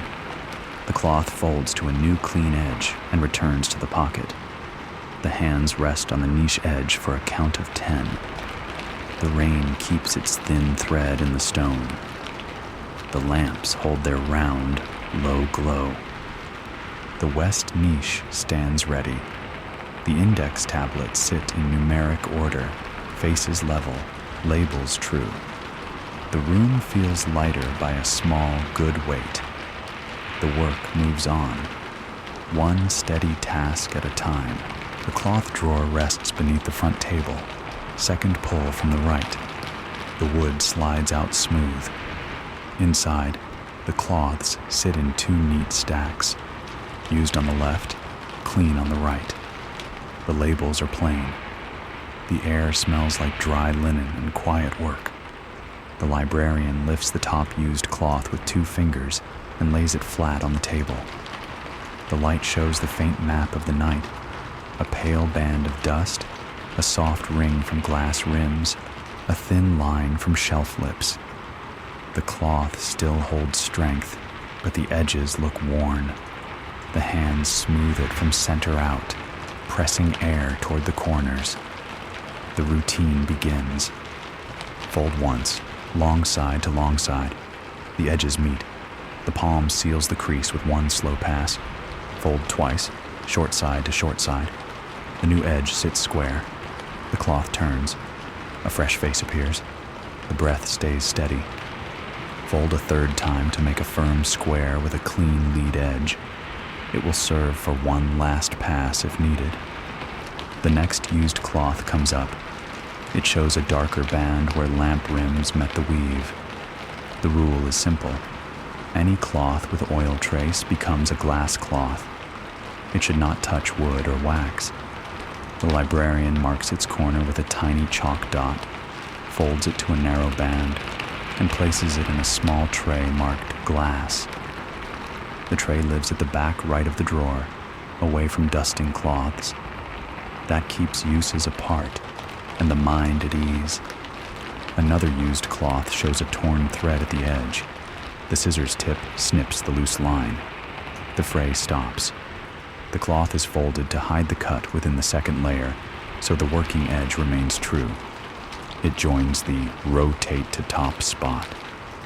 The next cloth shows only light dust. It folds smooth and square. The stack grows. Now the count. 5 used cloths sit folded. 2 more wait. The librarian lifts each to the light, decides one more night or launder, and moves them to their places. 3 are fit to rotate. 2 go to the laundry bin at the bottom left of the drawer. folded but on their side so the eye reads the plan. The last two, with faint marks of wax dust, move to a small wax table band and are kept aside for that station alone. Tasks stay in lanes. Cloths do too. Clean cloths are next. The right stack stands tall, 7 high. The librarian lifts the top one and feels the weave between fingers. Soft, strong. It folds once into a large square for shelves. A second fold makes a firm pad for tablet rows. A third fold prepares a narrow edge for glass rims if a new rim cloth is needed. The cloth returns to the clean stack on top, ready to serve as the next general cloth. The next clean cloth is set aside as a fresh glass cloth to replace the one marked by oil. The chalk draws a tiny rim sign at its corner. It sits in the glass tray, frontmost. Rotation follows. The 3 used but fit cloths move to the very top of the used stack, so the next hand will take them first and finish their service. The 2 with wax tray slide to the wax table band. The clean stack shifts. 1 cloth comes forward for general use and rests at the table edge where the night's work asks for it next. The rest slide back a finger's width. The sight line clears. The librarian smooths the drawer's rail with the folded edge of a cloth, lifting a faint line of lint. The cloth keeps that lint and folds again to hide it. The drawer bottom gets 1 light wipe with a clean edge. No grit remains under the stacks. The cloth edges align to the front line of the drawer. The labels read simple: used, clean, glass, wax, launder. Count again, soft and sure. Used, 5 ready, 2 set aside, 2 to launder. Clean, 7 total, 1 forward, 1 for glass. The whisper settles, and the chalk takes a brief note for the ledger corner later.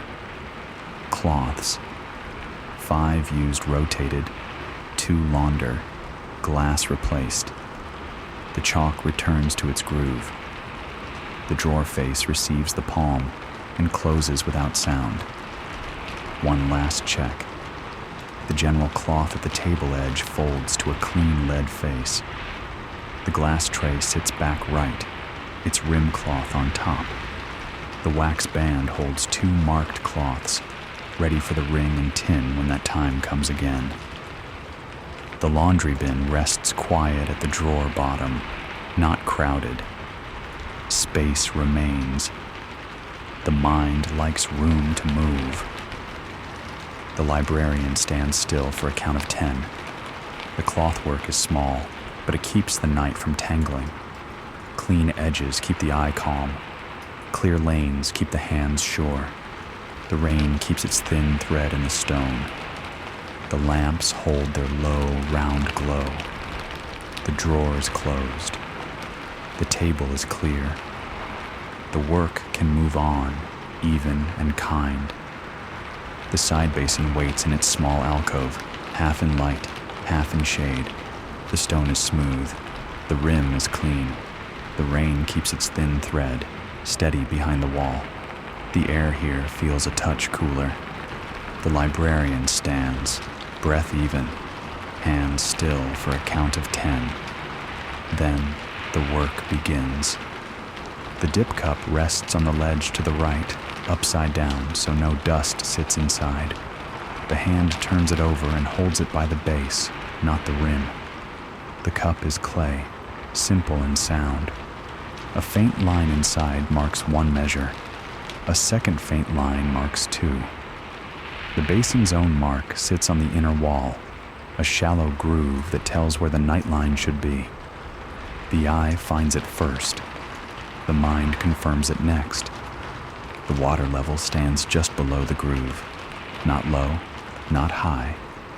The plan asks for 1 cup added to bring the line true and keep the pace even for morning. The librarian sets the dip cup in gently, rim just under the surface, not scooping the bottom. The water comes in with no swirl. The cup lifts full to the first line.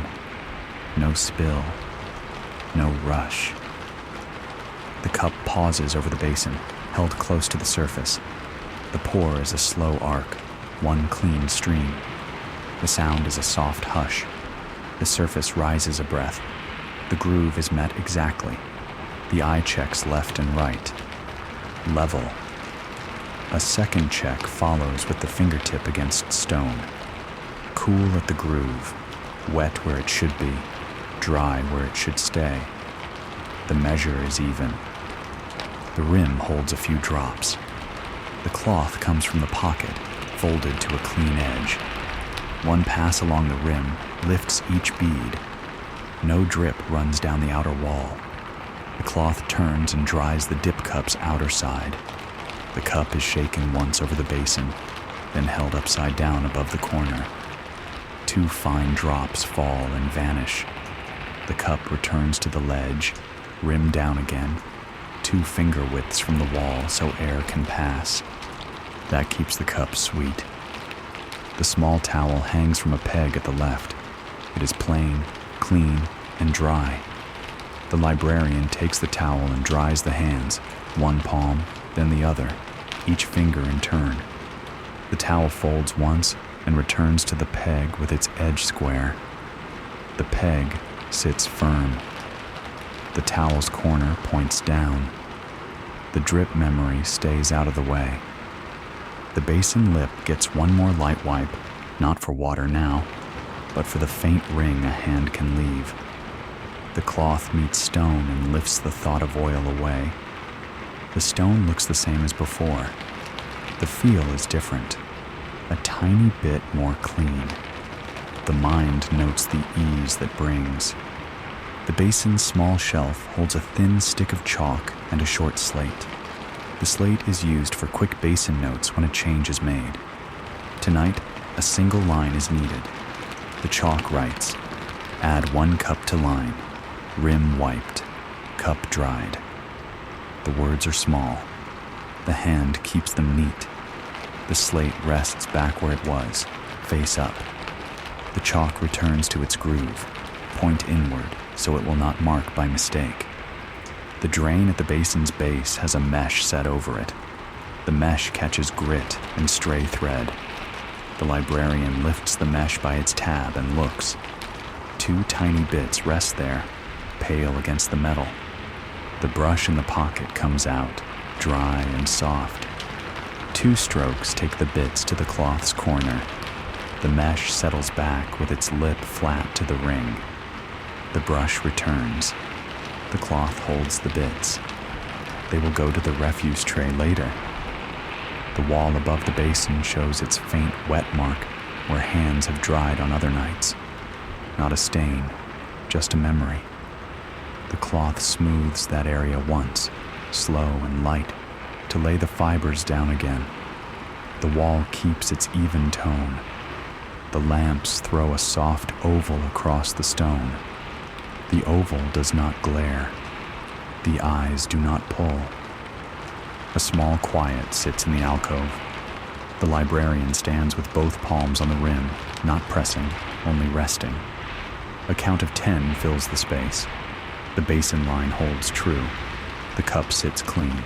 The towel hangs straight. The slate speaks enough. The work here is done. Before turning away, the librarian checks the floor under the basin. A thin line of water would show as a darker band along the stone. None shows. The floor is dry. The cloth's corner gives one gentle pass in front of the basin all the same, to keep the place even with the rest of the room. The pass is slow. The stone feels smooth. The steps leave the alcove and pause at the edge where the light meets the aisle. The head turns to scan the lamp band along the front row. The lines are the same as before. Low, round, mild. The rain keeps its soft thread. The basin work holds inside the mind as a small, finished weight. The night can move forward. A last look back. The basin sits as a quiet bowl of glass. The groove mark rests with the surface. The dip cup waits, rim down. The towel hangs. The small slate holds the simple line. All is set. The librarian breathes out, slow, and walks on. The walk to the south stacks is short and quiet. The rain keeps its thin thread. The lamps hold their low, round glow. The aisle feels steady. The breath stays even. The south span waits with long rows of scrolls, their caps lined to the front, their seals facing the aisle. Counting comes here, by tens, simple and sure. The slate rides in the left hand, the chalk rests in the right. The small slate shows a clean face, no marks yet. The librarian stands at the first bay and looks. Top shelf first, then middle, then lower. That is the order. It is easy to keep. The mind likes that. It saves effort. The first shelf holds a full row. The count begins in a soft whisper. 1, 2, 3, 4, 5. A small pause. 6, 7, 8, 9, 10. The chalk makes a tiny dot at the slate's upper edge. 10. The finger taps the edge of the 10th cap, light and sure. The eyes scan the seals. Faces forward. No twist. The cord lies flat. The breath stays steady. The next 10 start at the next cap. 11, 12, 13, 14, 15, 16, 17, 18, 19, 20. The chalk draws a second dot. The shelf ends on 22. The whisper notes it. 2 more than 20. The chalk writes 22, small and plain. The slate tilts so the light shows the line. The hand moves down. The middle shelf begins. 1 to 10, again in the soft voice. The 10th cap receives a light touch. The chalk marks another 10. The next set goes to 20. Another dot. The last 2 read 22 here as well. The slate gains a second 22, aligned with the first. The room answers with a quiet sense of balance. The numbers like to match. The lower shelf sits deeper. The hand reaches closer to see the seals. 1 to 10. The tiny pause. 11 to 20. The row ends at 21 here. The chalk writes 21 beneath the other lines. The mind notes the small change. The shelf is short by 1. Not wrong. Just fewer in this span. The breath remains even. The second bay repeats the rhythm. 1 to 10. Dot. 11 to 20. Dot. A last set to 24 on the top shelf. The chalk writes 24. The middle shelf ends at 23. The lower at 22. The chalk adds each line, small and square. The slate now shows 2 columns. Bay 1, 22, 22, 21. Bay 2, 24, 23, 22. The grid reads simple and mild. At the third bay, the top shelf hides a scroll 1 position out of order. The seal faces the aisle, but the cap sits 1 place right of its band. The librarian lifts it a thumb's width, slides it left, and settles it back. The front edge meets the line. The cord lies flat. The seal faces forward. The counting resumes. 10, then 20, then 3 more to 23. The chalk writes 23. Middle is 22. Lower is 22. The slate keeps their lines neat. A small grain of grit rests on the shelf lip near the 20th cap. The cloth lifts it with 1 light pass. The hand does not press into the wood. Only the surface is touched. The base stays smooth. The breath stays slow. The rain keeps its thread. The fourth bay brings a long row. 1 to 10. Dot. 11 to 20. Dot. 21 to 30. The hand pauses at 30, then counts 3 more. 33. The chalk writes 33. in a small circle beside it to show a long row. The middle shelf reads 32. The lower reads 30. The chalk notes each and circles their numbers as well. Long rows share their mark. That eases morning inventory. At the fifth bay, a seal sits a half turn off. The face leans toward the side. The cord shows no strain. The librarian sets 2 fingers on the cap, lifts a breath, and turns the seal to face the aisle. The stamp reads clear. The cord lies flat. The count moves on. 10 dot, 20 dot, 26 at the end. The chalk writes 26. Middle reads 26. Lower reads 25. The slate's grid grows.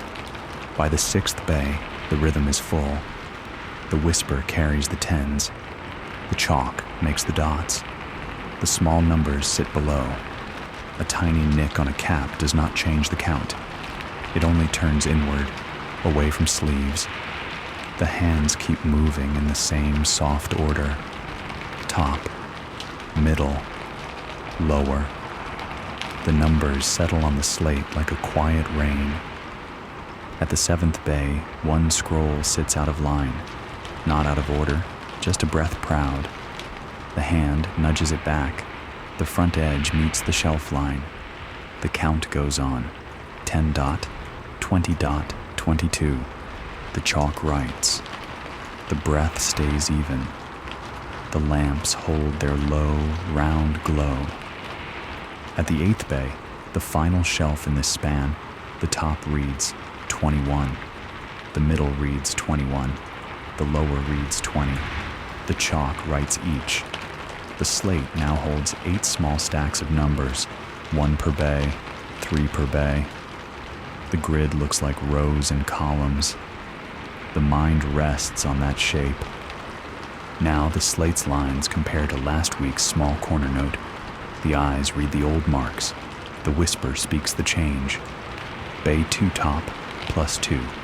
Bay 4 all, long by 3, circle kept. Bay 5 lower, -1. The chalk writes the tiny plus, minus, and same marks. The breath stays steady. One scroll sits out of order in Bay 3, row lower. The cord tag shows a band that should sit one place left. The librarian swaps it with its neighbor, close and careful. The seals face forward. The caps meet the line. The count for that row remains the same. The slate gets a small arrow beside 22 to show the swap. The ledger will like that later. The slate's back receives a quick rub with the cloth edge to keep chalk dust from the sleeve. The slate returns to the side of the front table. The chalk rests in its groove. The librarian stands still for a count of 10. The south stacks look calm. The numbers feel even. The rain keeps its thin thread. The lamps hold their low, round glow. The night moves on. 2 volumes wait on the side stand near the front table. Their boards sit square, but each spine shows a soft looseness at the head. No split, no tear.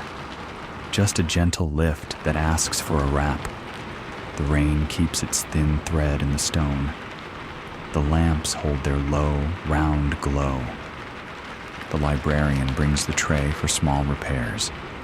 It holds a coil of string, the scissors, a bone folder, and a narrow slip of plain paper for notes.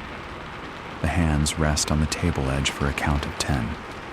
Then the first book comes forward, laid flat with the spine to the right, for edge left. The cloth at the sleeve is clean. Measure first. The string draws from the coil, forearm to fingertip plus a thumb. The cut is one neat snip. The tails lie square. The bone folder rests near but off the board. The board edges read even. The wrap will be a soft cross. Once around, then a single cross at the back, tied with a low knot at the foredge.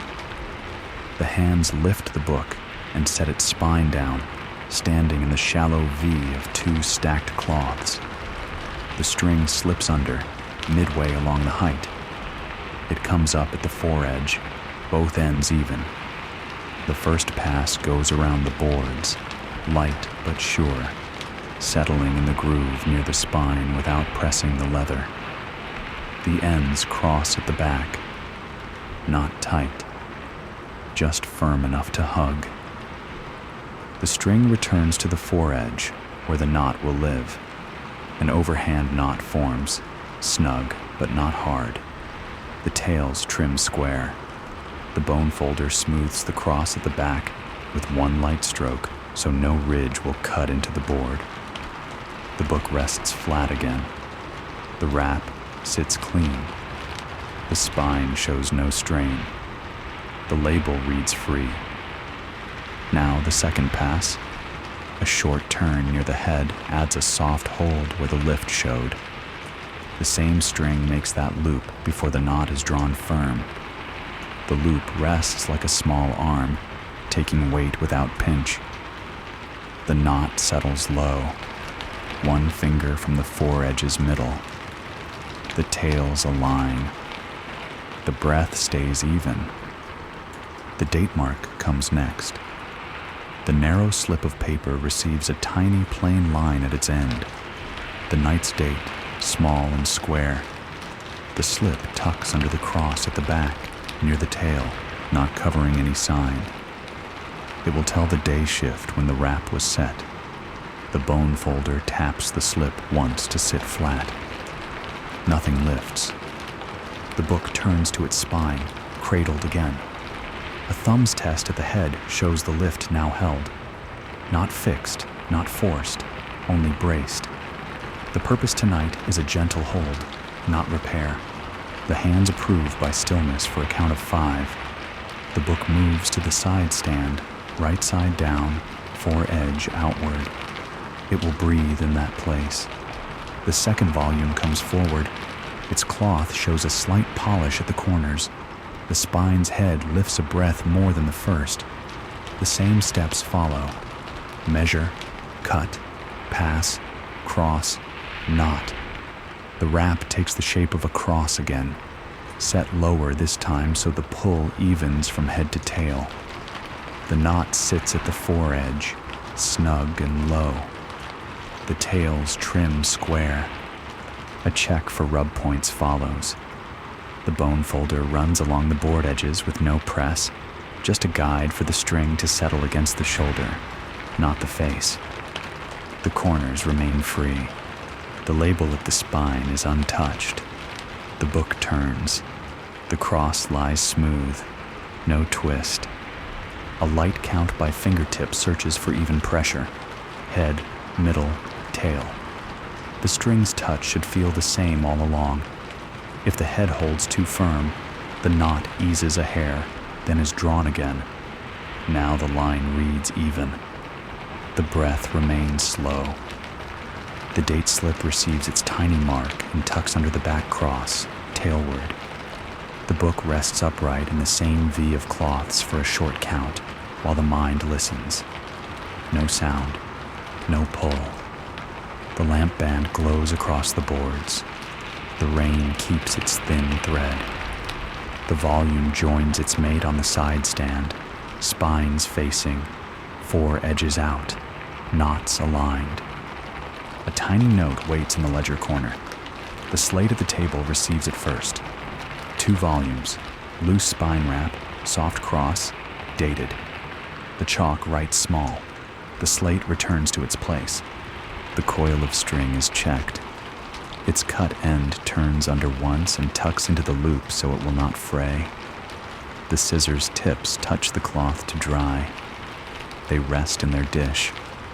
The bone folder wipes once on the clean cloth's edge and goes to its slot. The tray slides a finger's width back from the table rim. One last look at the pair. The wraps show as quiet bands, no glare, no lump. The knots sit like small dots at the foredges, not proud, not shy. The date slips hide under the back cross, simple and true.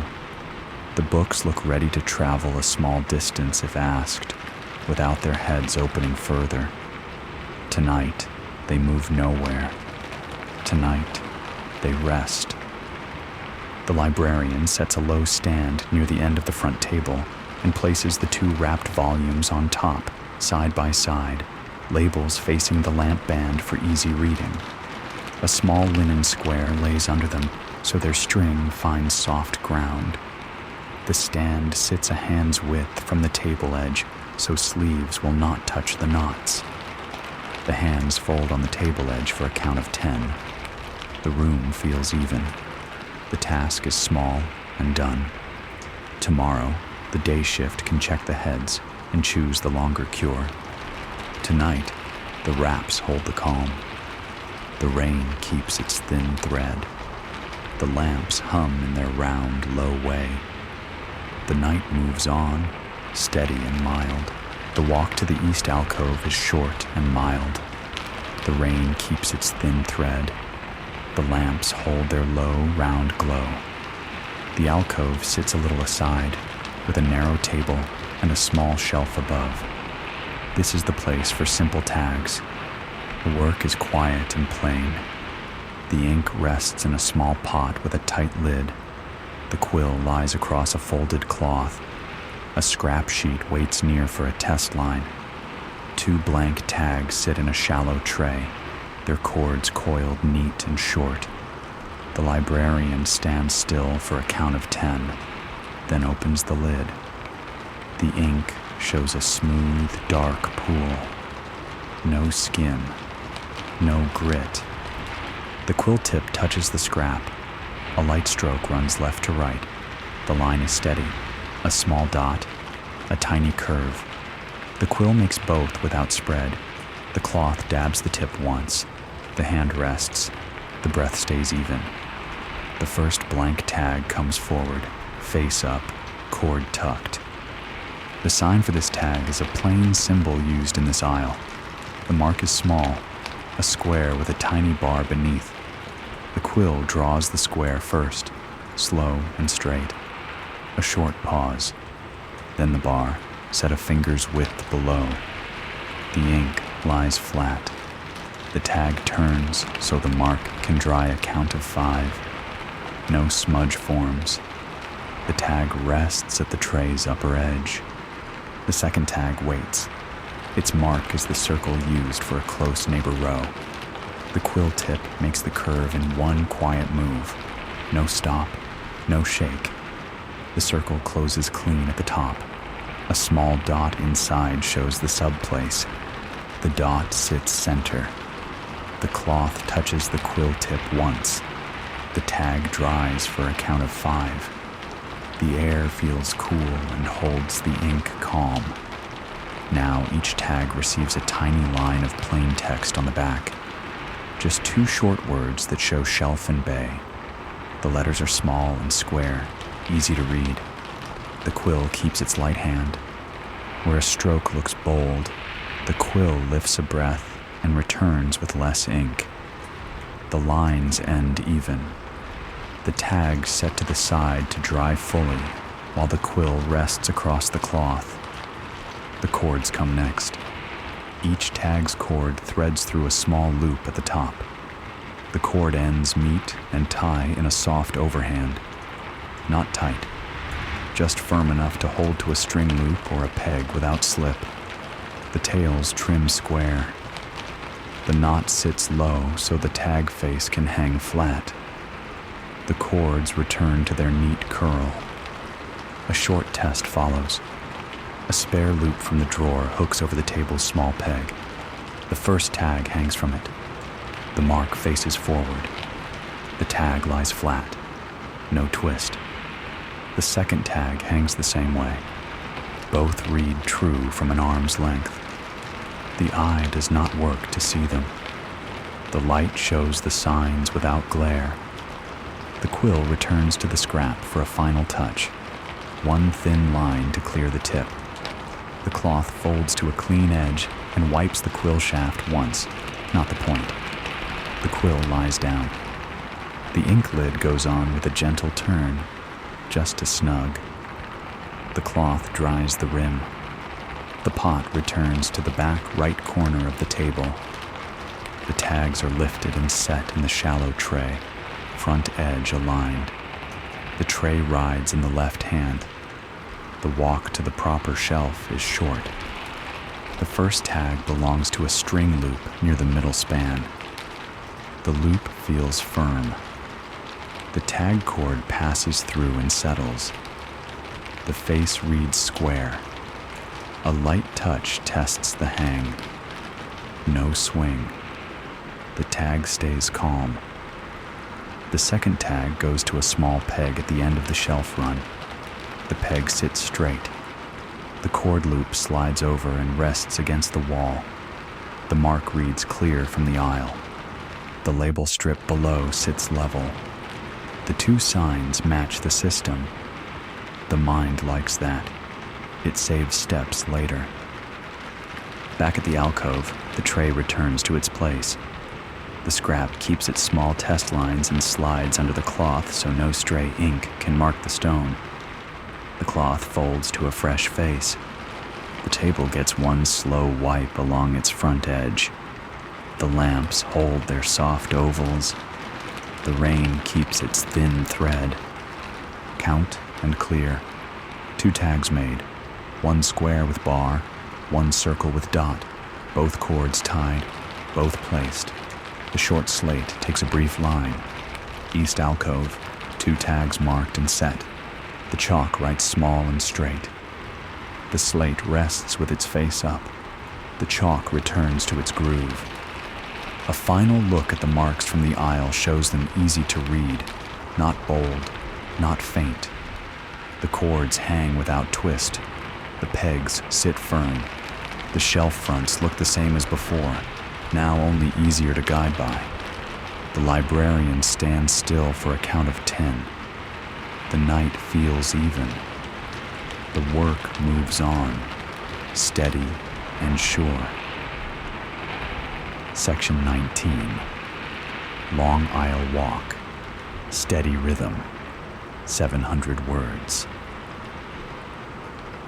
The long aisle begins at the far end of the east alcove, a straight path that runs the length of the room. The lamps send a soft band down its spine. The rain keeps its thin, steady line in the stone. The breath finds the pace. The steps begin. The librarian walks the center line, not close to shelf or wall. The shoes make no sound. Each shelf end receives the same light touch with the back of the fingers. Firm, firm, firm. Where a board gives the slightest whisper, the palm settles, counts to 3, and moves on. The slate will hold a tiny mark later. Not now. Now is rhythm. The stones underfoot read even. A hairline seam crosses the path. The toe pauses, tests the join, then passes over. No lift, no chip. The lamps cast low ovals that meet and overlap without glare. The eyes stay soft, reading shape, not detail. The hands rest at the sides, fingers loose, ready to rise when felt. At mid-aisle, the librarian stops and listens. The rain keeps its thread. No draft moves along the floor. The flames hold round and low, the same height in both rows. One lamp shows a shade of brightness more than its neighbor. A half turn of the wheel lowers the flame the width of a breath. The line evens. The hand rests on the base a moment. The seam turns a quarter, sharing soot for later. The walk resumes.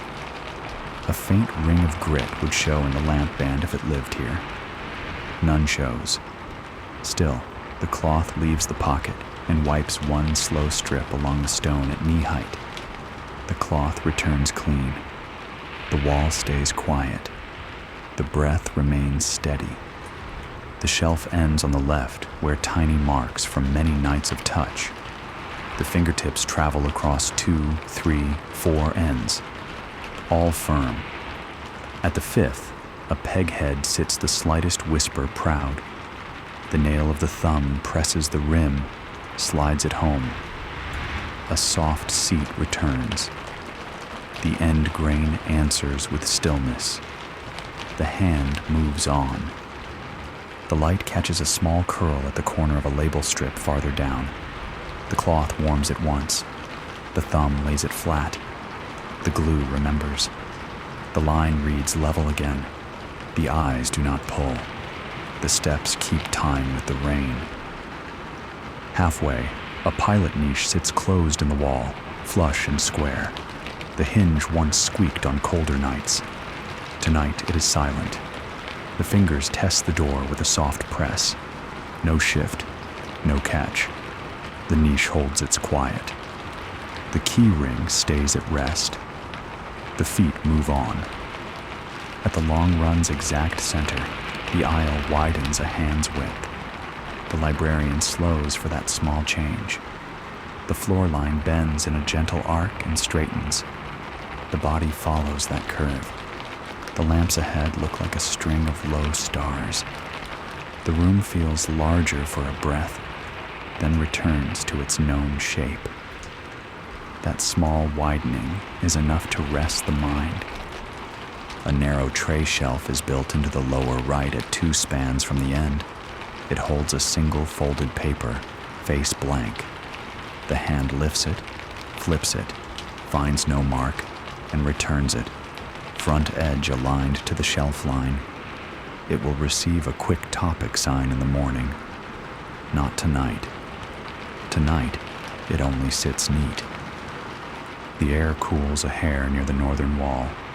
The back of the hand meets stone. Cool, dry, good. No damp ring shows at the floor's edge. A slow pass of the cloth at the base keeps the join even with the rest. The cloth folds to hide its last work. The pocket receives it. 2 shelves ahead, a lamp base reads a finger's width out from the front line. The librarian nudges it back so the base's edge matches the floor seam. The glass lifts an inch, lowers again, just to feel the seat. The flame holds round. The seam turns a quarter to share. The lamp rests. The steps pick up their even pace. The eyes drift across both rows, left and right, scanning for any lean or tilt. One scroll cap sits a breath proud of its line. The fingers nudge it back. One tablet label rides high by a grain. The thumb lowers it. The balance returns. The walk is still the point. Near the far end, a small pebble sits where 2 stones meet. The hand lifts it and drops it into the folded cloth corner. The seam without the pebble reads smooth. The breath finds a small ease. These tiny lifts keep the whole from fraying. The lamps seem to know and answer with the same low glow. The aisle ends at the west gate post. The mat lies flat. The threshold sits firm. The handle rests quiet. The librarian stands still for a count of 10, then turns and begins the same walk back, the same steps, the same checks, the same light touches. Nothing new is hunted. Only sameness is kept. On the return, one hinge nose shows a faint line of soot above the glass. The cloth's clean edge wipes at once. The line vanishes. The hand lowers. The pace keeps to the same steady count. At the midpoint again, the eyes lift and take in the whole band of light. Even, round, low. The mind rests. At last, the east alcove comes back into view. The same soft oval of light waits there. The librarian pauses at the aisle's start, hands on the table edge for a count of 10. The long run sits quiet behind. Shelf ends firm. Lamps even. Floor lines smooth. No grit. No draft. The rain keeps its thin, steady thread. The night stays sure. The work moves on. The front table waits in its soft band of light. The slate rests where it should. The ledger sits closed, spine toward the lamps, cover smooth and worn. The ring of keys lies to the right, 1 finger's width away, not touching. The rain keeps its thin, steady line. The room feels even. The librarian places both hands on the table edge for a count of 10. The breath comes and goes in a slow, gentle way. Then the ledger turns, quiet and plain. The cover lifts without scrape. The first clean page lies ready. The quill tray slides forward. The small pot of ink turns open with a light touch. No rush, no spill. The cloth waits near for the rim. The quill tip touches the scrap once. A thin line runs left to right. The stroke is steady. The quill moves to the page. The date takes the top line, small and square, in the left corner. The next line keeps to short words. Lamps, trimmed first to 4th aisle. Low, round flame. The hand lifts. A breath. Dusting. 2 short aisles. Clean pass. Caps aligned. The letters hold simple shape. No flourish. No crowd. Next comes repairs. Reseal 3 scrolls. Cool, smooth edges. The words stay brief, each with a small dash. The quill pauses for a count of 5. The ink settles flat. The line below is for checks, shelf ends, touch firm, West 3rd peg test later. The mind likes these small anchors. They hold the night in place. A narrow space is left between task lines. It will take notes from morning if needed. The eye leaves that band clear. The quill writes the mid-mark. Halfway, plain circle. The circle draws small, open, and calm. The line under it reads, pace even, no draft, rain steady, lamps low. The quill lifts. The breath stays smooth. The ledger asks for brief tallies. The hand gives them. South stacks, bays 1 to 8, counts by 10 set.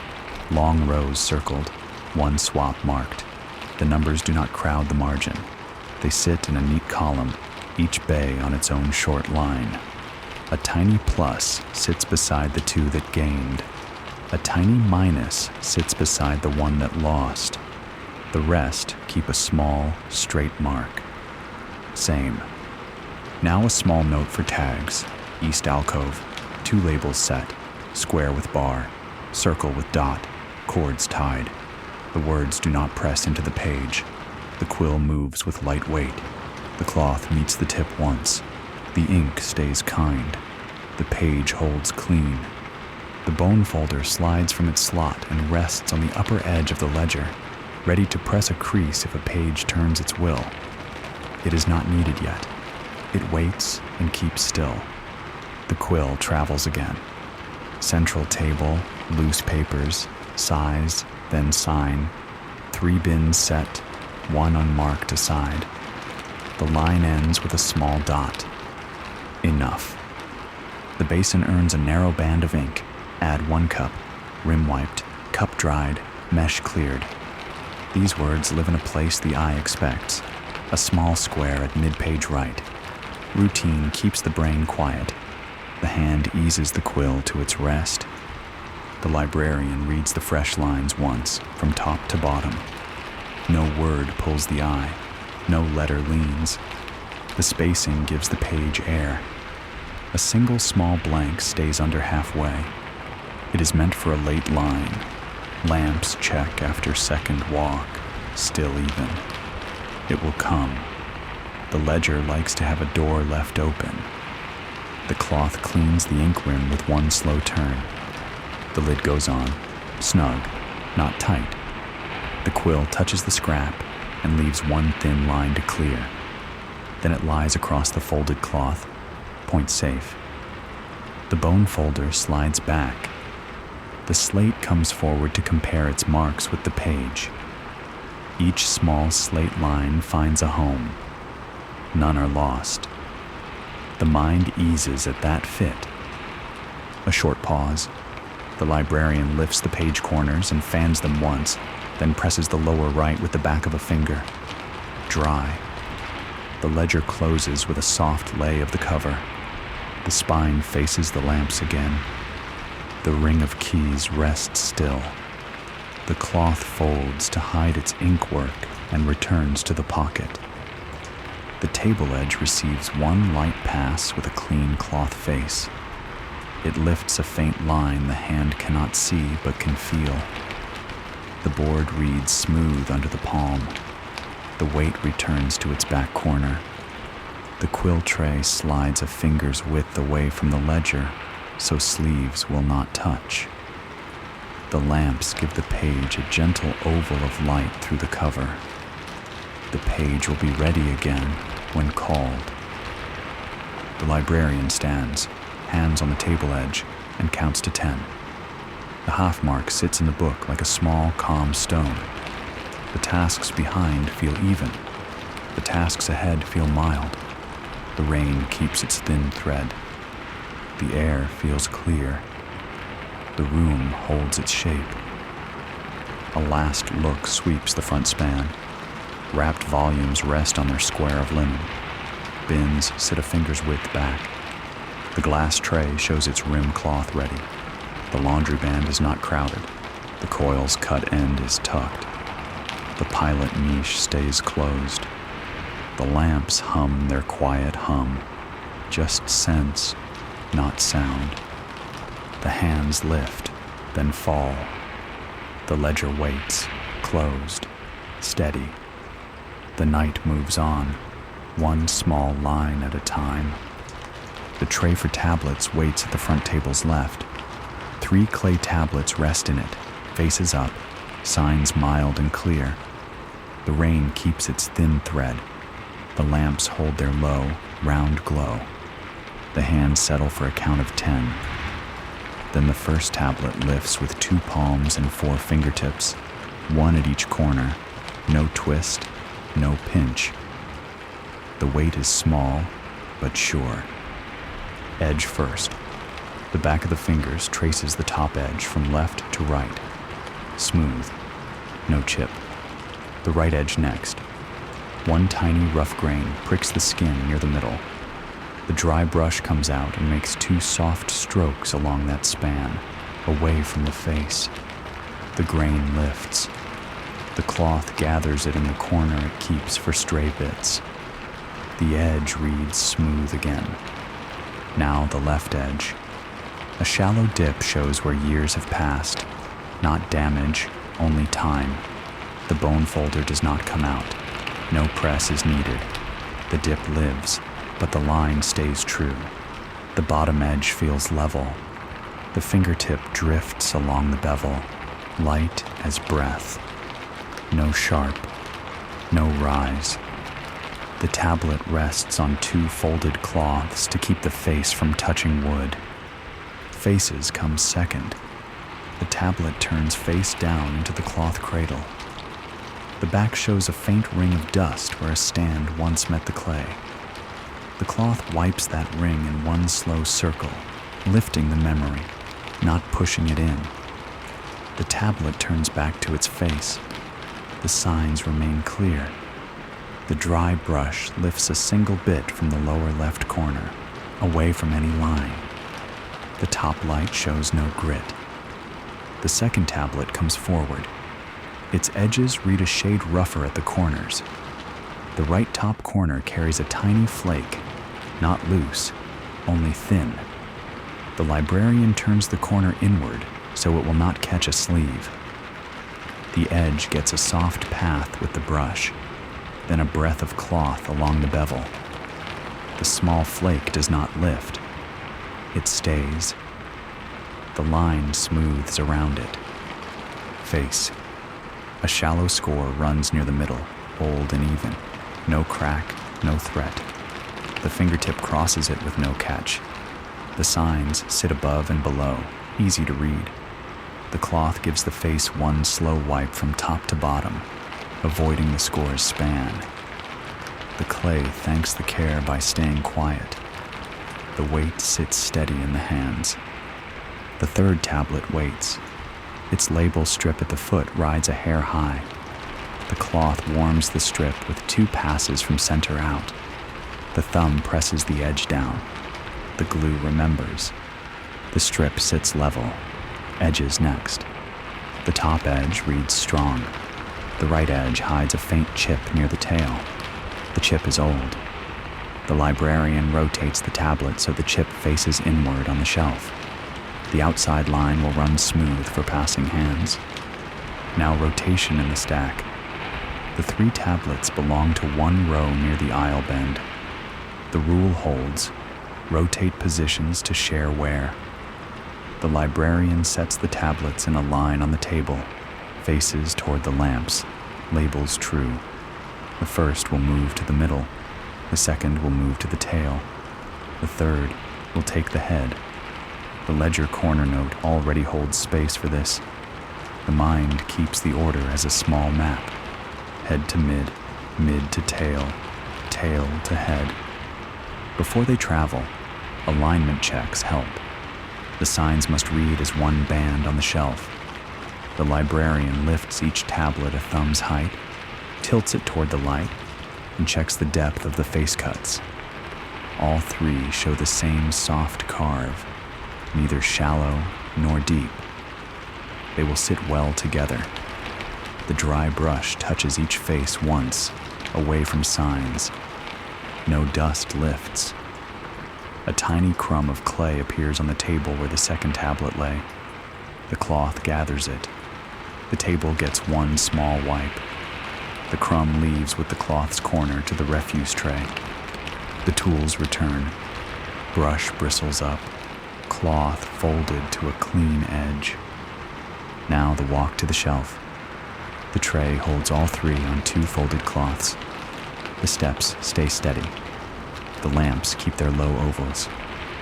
At the row, the old order shows: current head, current mid, current tail. The librarian lifts the head tablet, slides it to the middle space, and nests it against its neighbor. The back of the fingers tests the front edge. Level. The mid tablet travels to the tail. The tail tablet moves to the head. Each settles in with 2 fingertips at the base. No scrape, no sound. The front line across the 3 reads straight. Symbols align next. The tiny lane marks at the lower left of each face sit in a neat diagonal that the row uses. The shift has kept them in that lane. Where the light shows a hair of tilt, the thumb eases a corner, a breath. The line learns the shelf again. The mind rests. The slate receives a brief note near the aisle end. Row bend, 3 tablets rotated. Head arrow mid, mid arrow tail, tail arrow head. A tiny arrow set shows the moves. A small dot beside chip inward sits to mark the second tablet's change. The chalk writes small. The slate returns to the tray. Back at the table, the empty cloth cradle folds to hide its last touch. The brush rests. The hands settle on the table edge for a count of 10. Edges smooth, faces clear, rotation set. The rain keeps its thin thread. The lamps hold their low, round glow. The night moves on, even and kind. The slate note from the walk waits at the table's corner. Test peg, west third. The librarian takes the small tightening peg and the soft brush. The cloth folds to a clean edge. The breath stays even. The steps carry these to the west turn where the whisper of movement was felt. The shelf end sits quiet in the lamp's low oval. The back of the hand meets the end grain again. A light press, count to 3. A faint give answers, only a breath. The rule for testing is simple. Press, count, adjust a little, press again. No force, no rush. The peg head rests at the lower right hole. It looks seated, but the rim shows a hairline of shadow. The brush lifts a thin dust ring from the peg's lip. 2 strokes outward keep grit from the hole. The cloth edges the wood around the hole. The thumb presses the peg head, not turning yet. only settling it inward. A soft shift answers. The peg slides a grain. The hand presses the shelf end and counts to 3. Still a whisper. Not worse. Not gone. The work continues. The small, tightening peg fits over the head and gives a quarter turn. Only a quarter. The wood speaks best in quarter turns. The hand stops. The press comes again. Count to 3. The whisper lessens. The peg receives a second tiny turn, less than the first. The press tests. The shelf holds firmer now. The count to 3 feels like one smooth hold. The rim shadow is gone. The peg sits flush. The librarian steps back a pace and looks down the row. The lines across the front edges remain level. No lift, no bow. A light touch travels 3 ends to the left, then 3 to the right. Firm, firm, firm. Only the one needed care. The lamp seam beneath this span receives a small quarter turn as well, sharing soot so air moves even. Balance keeps the room easy. Below the adjusted peg, a tiny curl of dust has gathered on the base molding. The brush lifts it in one stroke toward the cloth. The cloth keeps it. The molding reads smooth. The floor seam under the shelf gets one slow pass to make the place level with its neighbors. No grit remains. The breath stays slow. The hand returns to the same end grain. A final test press. Count to 3. Still firm. The note can be closed. The slate comes forward. The chalk writes, West 3rd, peg seated plus quarter turn, firm at 3. The line is small. A short dot marks molding clean. The slate returns to the shelf edge while the tools finish their path. Another shelf 2 spans away receives a routine test as a check. The palm presses. Count to 3. No give. The peg head there sits flush. No touch needed. The test stops at that. Only the known whisper was meant for tonight. The mind keeps the lane narrow. A second wobble test returns to the earlier count in the index niche. Row 2's 17 had a breath of give at the base. The librarian walks to the west niche, places the hand on the second row's shelf end, and presses. 1, 2, 3. The shelf answers steady tonight. The earlier sense was not a sway, only the feeling of thinner load. No peg moves here. The chalk adds a tiny, checked steady by the earlier note. The niche rests. Back at the west turn, the librarian stands still with both palms along the adjusted end for a count of 10. The wood reads cool under the skin. The grain sits quiet. The peg head lies even with the face. Nothing proud, nothing shy. The lamp's oval paints the same mild light across the front. The rain keeps its thin thread. The air around the span feels even. A habit follows each test. Look for other small tells nearby. A label strip corner along the same shelf sits a hair high. The cloth warms at once. The thumb sets it down. The glue remembers. A scroll cap 3 places in rides a breath proud. 2 fingers nudge it to the line. The front edge settles. These tiny matches keep the span one piece. The tightening peg returns to the tool tray. Before it does, the tip meets the cloth to lift any dust it learned. It rests at its corner, head up. The brush bristles face the lamp to dry the hint of damp from the stone air. The cloth folds to hide its last pass. The slate travels with the librarian to the table. At the table, the ledger opens to the midshift page where a small blank waited. The quill writes a short, plain line beneath the half mark. Wobble test, West 3rd, peg brushed, seated, quarter turn, firm at 3. A second, smaller line follows. Index shelf R2 base, rechecked, steady. The ink lies flat. The quill rests. The bone folder is not needed. The ledger closes. One last walk past the adjusted shelf closes the loop. The hand skims the end grain, not pressing, only greeting. The feet move on. The lamps hum their quiet hum.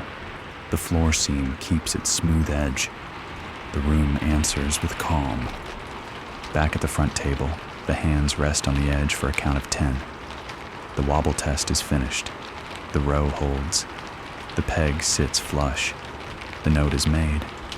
The tasks behind feel done. The tasks ahead feel mild. The rain keeps its thin, steady line. The night moves on. The walk to the north gate is short and straight. The rain keeps its thin thread. The lamps hold their low, round glow. The mat at the approach lies flat. The threshold shows a clean line of stone. The breath stays even. The hands rest at the post for a count of 10. The latch waits at shoulder height, dark and smooth from many nights. The librarian lays the back of the fingers on the metal first, testing for damp. It reads dry and cool. The cloth folds to a clean edge and warms the handle once, from top to bottom, with one slow pass. No harsh rub. The cloth turns and lifts a faint film from the finger plate. The plate looks the same. The feel is cleaner. Open once. The hand lowers the latch with a soft weight. The door moves a thumb's width, no more. The seam gives a small breath, then closes again with no click. That breath is enough to tell the hinge its lines. The hinge does not speak. No squeak. No drag. The latch lifts back to rest. The sound is a small, kind settle. Now close once. The palm presses the door to its seat, even and square. The latch finds the strike by itself. No push. The plate answers with a light kiss of metal. The ear hears only that. The shoulder does not feel any shift. The edge line holds straight. The breath stays slow. The handle receives a dry wipe. The cloth folds to a fresh face. One pass across the curve. One pass along the neck. The hand follows with a bare touch to feel for any grit. None lives there. The cloth gathers a tiny speck from the lower screw head. The screw sits snug. The cloth keeps that speck. The mat at the base gets a gentle lift at its corner. The fingers slide under and touch the stone. Dry. Flat. The mat returns to place, front edge aligned to the threshold's outer seam. The heel of the hand smooths the weave. No curl rides up. The mat reads ready. The door edge receives a glance and a fingertip test along the grain. No splinter, no burr. The cloth warms the edge at the hand's usual reach to ease any oil. One slow pass, then a second, lighter. The edge stays matte. Sleeves will pass without mark. Now, the strike plate. The cloth folds to a narrow band and lifts a faint line of soot from its inner lip. The thumb seats the wool felt at the plate's back with a gentle press. It holds true. The latch will sit quiet there. The plate screws show firm heads. The cloth wipes each head once. The line stays neat.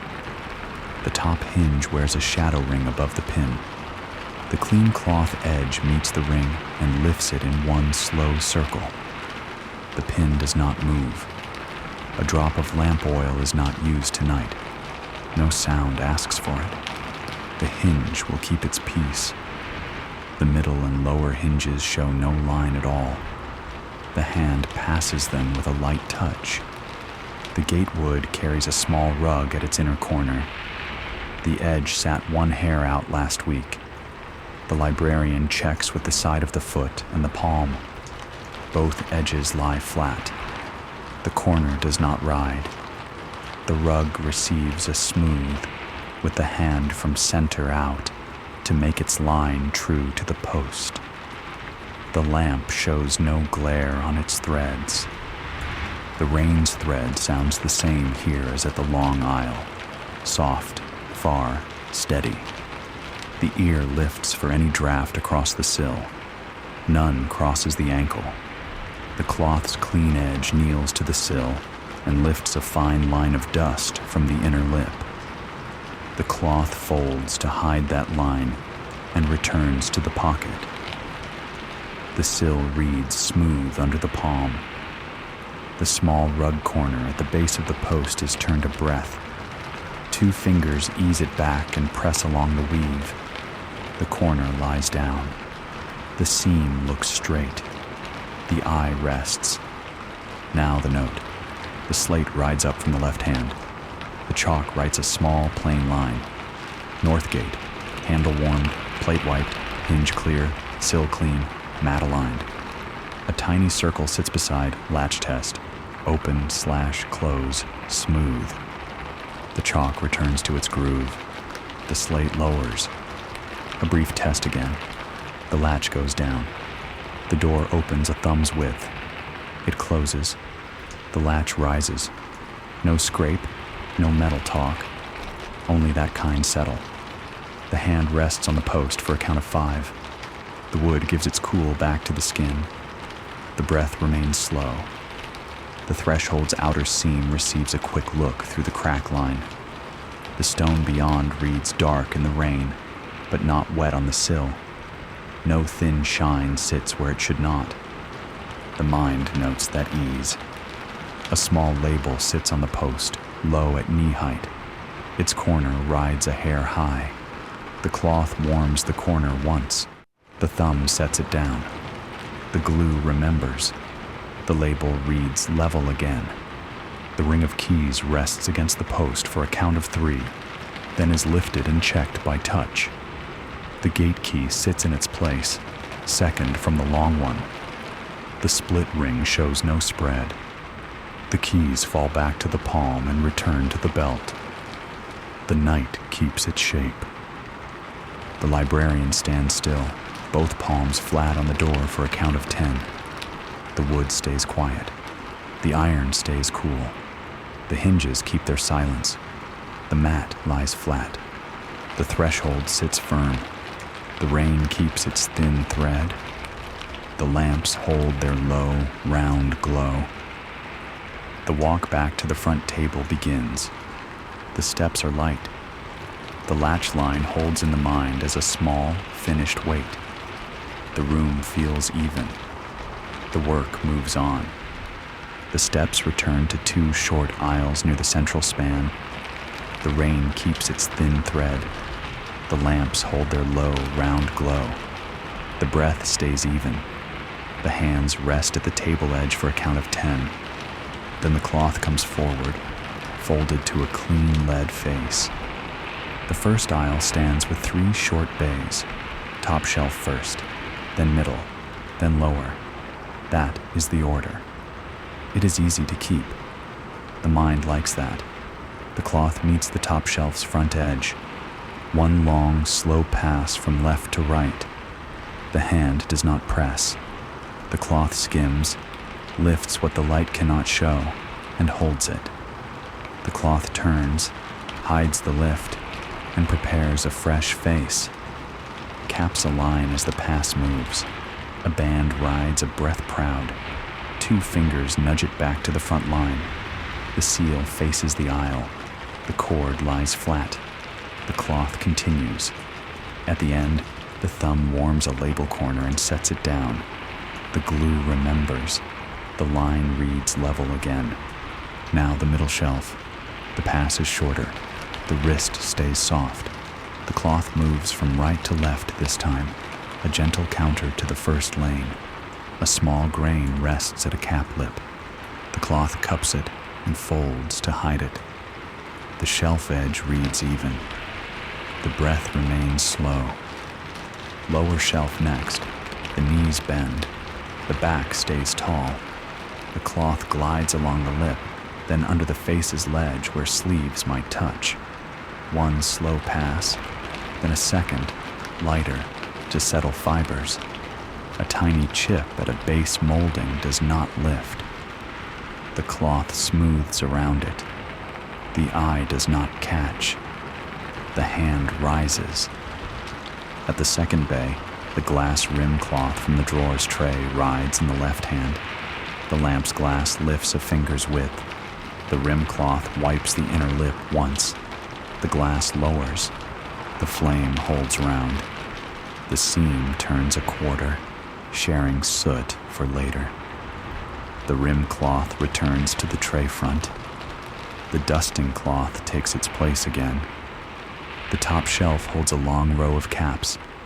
10 receive a silent count, then 10 more. The cloth glides, steady and mild. One cap shows a faint oil ring. It becomes the mark for the next glass wipe later, not now. The cloth does not touch the ring. Tasks stay in lanes. The mind stays at ease. Middle shelf. A narrow tag hangs from a loop. It swings a breath. 2 fingers still it. The cloth passes behind the cord, not across the face. The tag reads square. The cord rests without twist.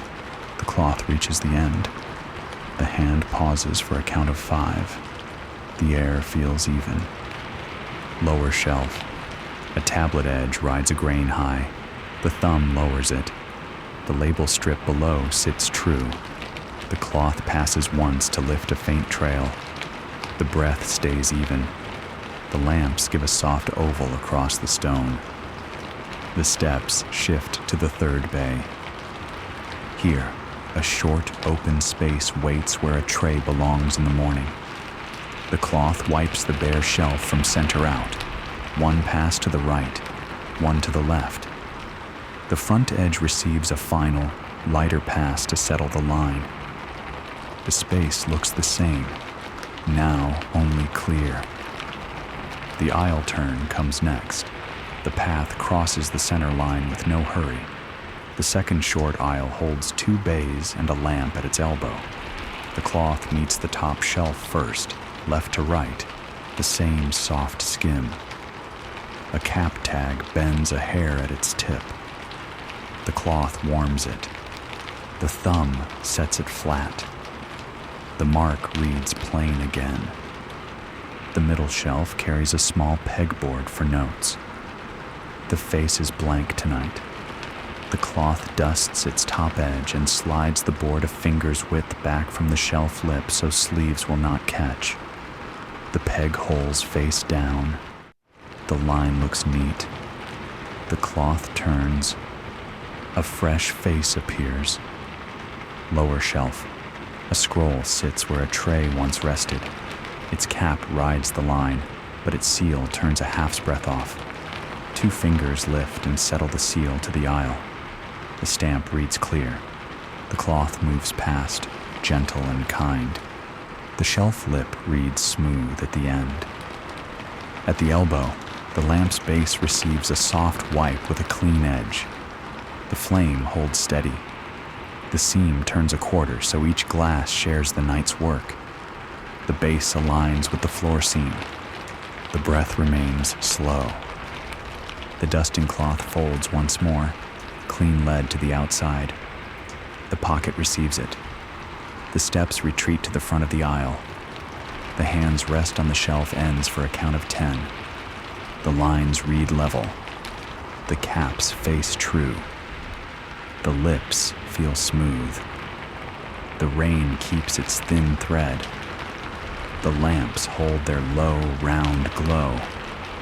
A final, gentle pass along each aisle's front edge settles fibers one more time, left to right, then right to left. The cloth stays light. The mind stays quiet. The cloth returns to the table edge, folded square, clean lead ready. The work can move on, even and kind. The lamps wait in their low, round way. The rain keeps its thin thread. The cloth folds to a clean face. The rim cloth rides in the left hand. The scissors for wicks rest in their small dish, tips dry and true. The breath stays even. The The steps begin. First lamp. The glass lifts with 2 fingers at the neck, a slow inch. The rim cloth meets the inner lip. 1 soft pass all around, no press. The cloth turns and gives a second, lighter pass to settle the line. The glass lowers to its seat. The seam turns a quarter, sharing soot for later. The flame holds small and round. The wick needs it square. The cap unscrews with a calm turn. The wick rises a breath. The scissors trim the tip straight, not tall, not shy. A thin flake falls into the waiting cloth. The wick lowers. The cap returns to snug. The adjust wheel gives 1 small touch. The flame reads even again. The hand rests. Count to 3. Second lamp. The glass lifts the same way. The rim cloth wipes once, then twice, light and sure. The lip shows no haze. The seam turns a quarter. The wick comes up. Its edge wears a tiny crescent from long burn. The scissors cut it square. A second, smaller touch eases a corner. The tip now reads flat. The cap returns. The wheel lowers the flame a breath to match its neighbors. Even. Third lamp. The glass rises. A faint ring of soot shows above the hinge nose. The rim cloth takes it in 1 slow circle. The lip shines dull, not bright. The seam turns. The wick comes up. Its end frays a hair. The scissors find the clean line. The tip becomes a neat band. The cap seats. The flame rounds to a small coin of light. The breath remains slow. Fourth lamp. The glass is warm. The hand lifts at the collar, not the bell. The rim cloth wipes in a steady band. The seam turns. The wick shows proud. The wheel lowers a grain. The scissors do not cut here. The square is sound. The cap tests snug. The flame reads round and low. The base shifts a finger's width to meet the floor seam. The line across the row evens. Fifth lamp, the glass up. The rim cloth once, then a lighter pass. The seam turns. The wick rises. Its edge is thin on one side. The scissors bring the square back. A small ash tip falls to the cloth's fold. The cap returns. The wheel gives a breath more height to meet the band. The flame rounds. The hand rests on the base. Firm. Sixth lamp. The glass reads clean. Still, the cloth passes once. The seam turns. The wick lifts. The cut is a single plain stroke. The cap snug. The wheel tests a breath up, then back down. The lamp answers smooth. The glass settles. The breath stays even. Seventh lamp. The rim shows a faint smear. The cloth lifts it. The seam turns. The wick's top is a shade tilted. The scissors level it with 2 light touches. The cap back. The wheel lowers the light a whisper. The row looks one piece. The hand glides along the bases, feeling their cool. Eighth lamp. The glass up. The rim cloth passes. The seam turns. The wick rises. The tip already square. Only a hair of char lifts with a pinch to the cloth. The cap returns. The wheel stays. The flame holds. The long band gets a slow look. Each flame sits the same small height. The glass bells show no streak. The seams rest at quarter turns, each sharing. The hands fold on the shelf end for a count of 10. The room feels even. The rain keeps its thin thread. Now the second row. First lamp there. The glass lifts. The rim cloth wipes once, then folds to hide soot. The seam turns.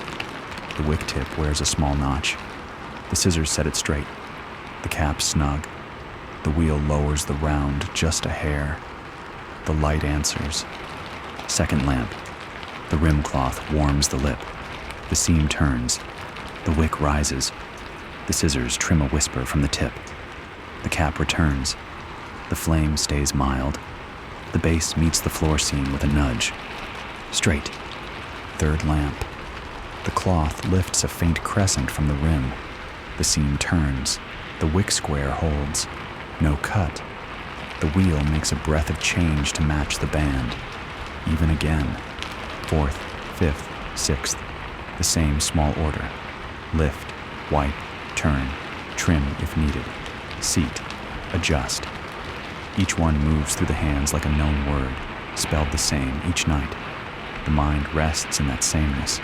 The cloth turns and turns, always a clean face forward, always soot folded away. At the end, the rim cloth rides back to its tray. The scissors tips touch the clean cloth once, then nest in their dish. The seam of each lamp rests at its turned mark.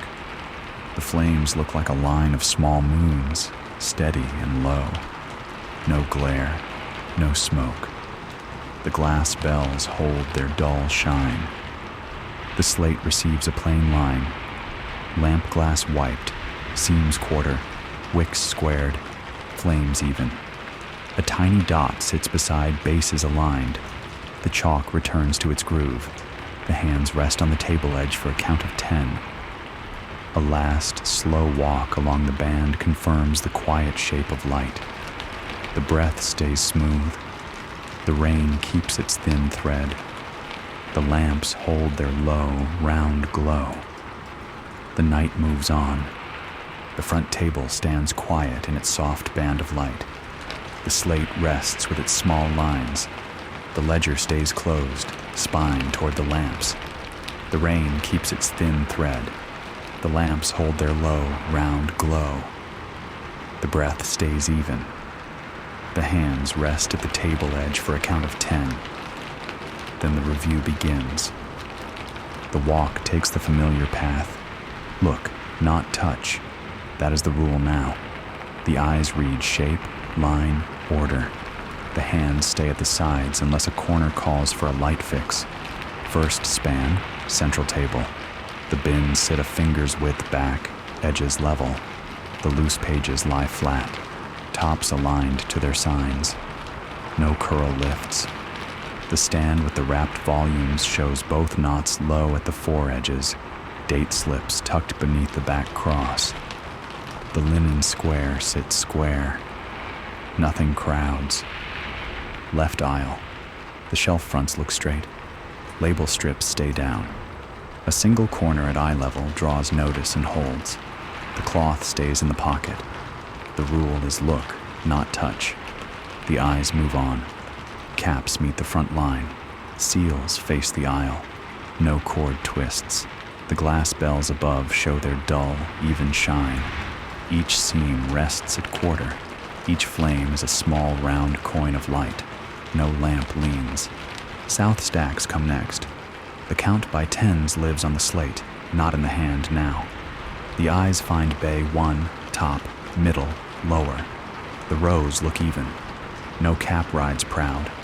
Bay 2 shows its longer top run. The circles made earlier make sense now. Bay 3's lower row reads straight after the swap. The small arrow in the mind points to the ledger later, but not now. Bay 4's long rows carry the circled marks. The fronts look level. Bay 5 seals face true, the half-turn corrected. Bays 6 through 8 rest calm. The grid lives in the head like a quiet map. The east alcove waits. The tags hang without twist. The square with bar reads clean from the aisle. The circle with dot reads clear.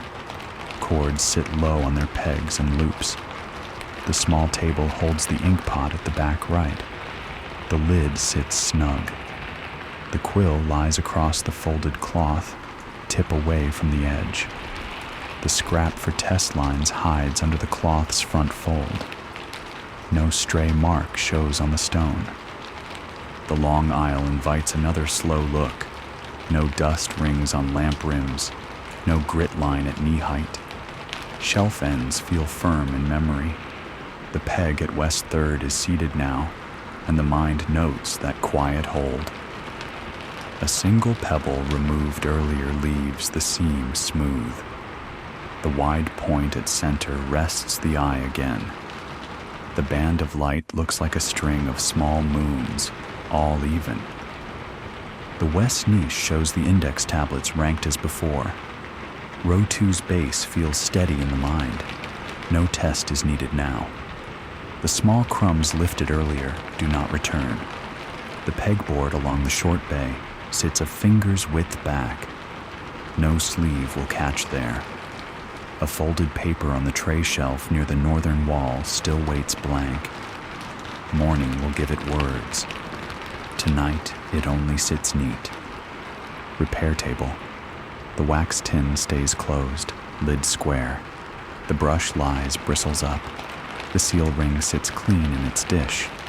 The 3 resealed scrolls rest now in their bay, cool edges smooth. No ring of wax shows proud. The ledger line for them is already set.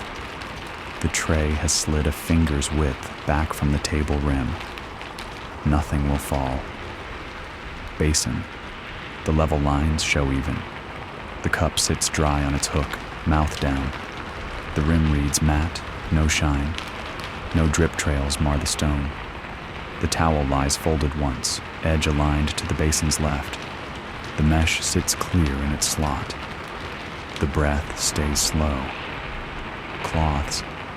The dusting cloth lies folded square at the table edge, clean lead face out. The glass rim cloth rests in the tray's front, soot folded in, clean edge forward. The bone folder sits in its slot. The scissors rest in their dish, tips dry. The coil's cut end still tucks under its loop. The laundry band along the back edge is not crowded. Each thing holds a place. Northgate. The mat lies flat. The latch works smooth. The sill reads clean. The hinge pins show no fresh ring. The small label at knee height sits flat after its warm set. The handle reads dry and cool. The felt at the strike plate stays snug. The threshold line looks straight. Tablet row at the aisle bend. Head, mid, tail now exchange places. The small lane marks at their lower left corners run neat. The chip turned inward does not show to passing sleeves. The front line holds straight. No tilt shows in the band. The tray at the table left is empty now, cloths folded. The brush bristles face up. Central floor seams. No grit, no pebble, no rise. The toe passes each join without catch. The stones hold their even plane. The lamps give their soft ovals. The rain keeps its thin thread. The room feels like a held breath that does not strain. Back at the front table, the hands rest on the edge for a count of 10. The eyes sweep once more. Wrapped volumes, bins, quill tray, glass dish, pilot niche, keys, ledger, slate. Each sits where it should. Nothing leans. Nothing crowds. Look, not touch. The review is enough. The slate receives a single plain line. Final glance, front, south, east, long, west, gate, basin, lines even, labels flat, lamps even, floor clear. A tiny circle sits by no draft. The chalk returns to its groove. The slate rests. The librarian stands still. The room holds its shape. The rain keeps its thin thread. The lamps hum their quiet hum. The night feels ready to close when called. The front table waits in its soft band of light. The ledger lies closed, spine to the lamps, calm and smooth. The slate rests near, chalk in its groove. The rain keeps its thin thread. The lamps hold their low, round glow. The hands settle on the table edge for a count of 10. Then the ledger turns. The cover lifts without scrape. The midshift page shows its quiet circle and lines. A clean page follows. The quill tray slides forward. The ink lid turns a slow half. The cloth meets the rim once, then folds away.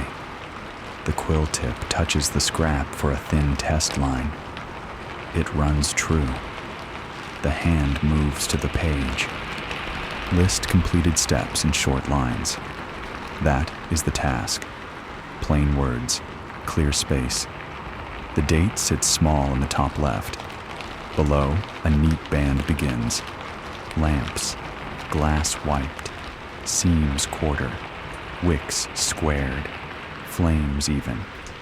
Dusting, 2 short aisles, front lips skimmed, labels warmed flat. Repairs, 3 seals, cool, smooth edges, ring clear. Night wraps, 2 volumes, soft cross, knots low, slips tucked. Tags, east alcove, square with bar, circle with dot, cords tied. South stacks, counts by 10s, bay marks set, swaps noted. Table, loose papers, size, then sign. 3 bins aligned. Basin, 1 cup added. Rim mat, mesh clear. Wobble, west 3rd, peg seated. Firm at 3. Rotation, row bend. Tablets head to mid, mid to tail, tail to head. Each line breathes, no crowd. The quill lifts between thoughts. The ink settles flat. A narrow band remains open for the morning hand. The quill adds a small title above it, Notes for Day. Beneath, 3 brief prompts appear, each on its own line. Check head lifts on wrapped pair. Choose longer cure. Mark oil ring at second bay lamp.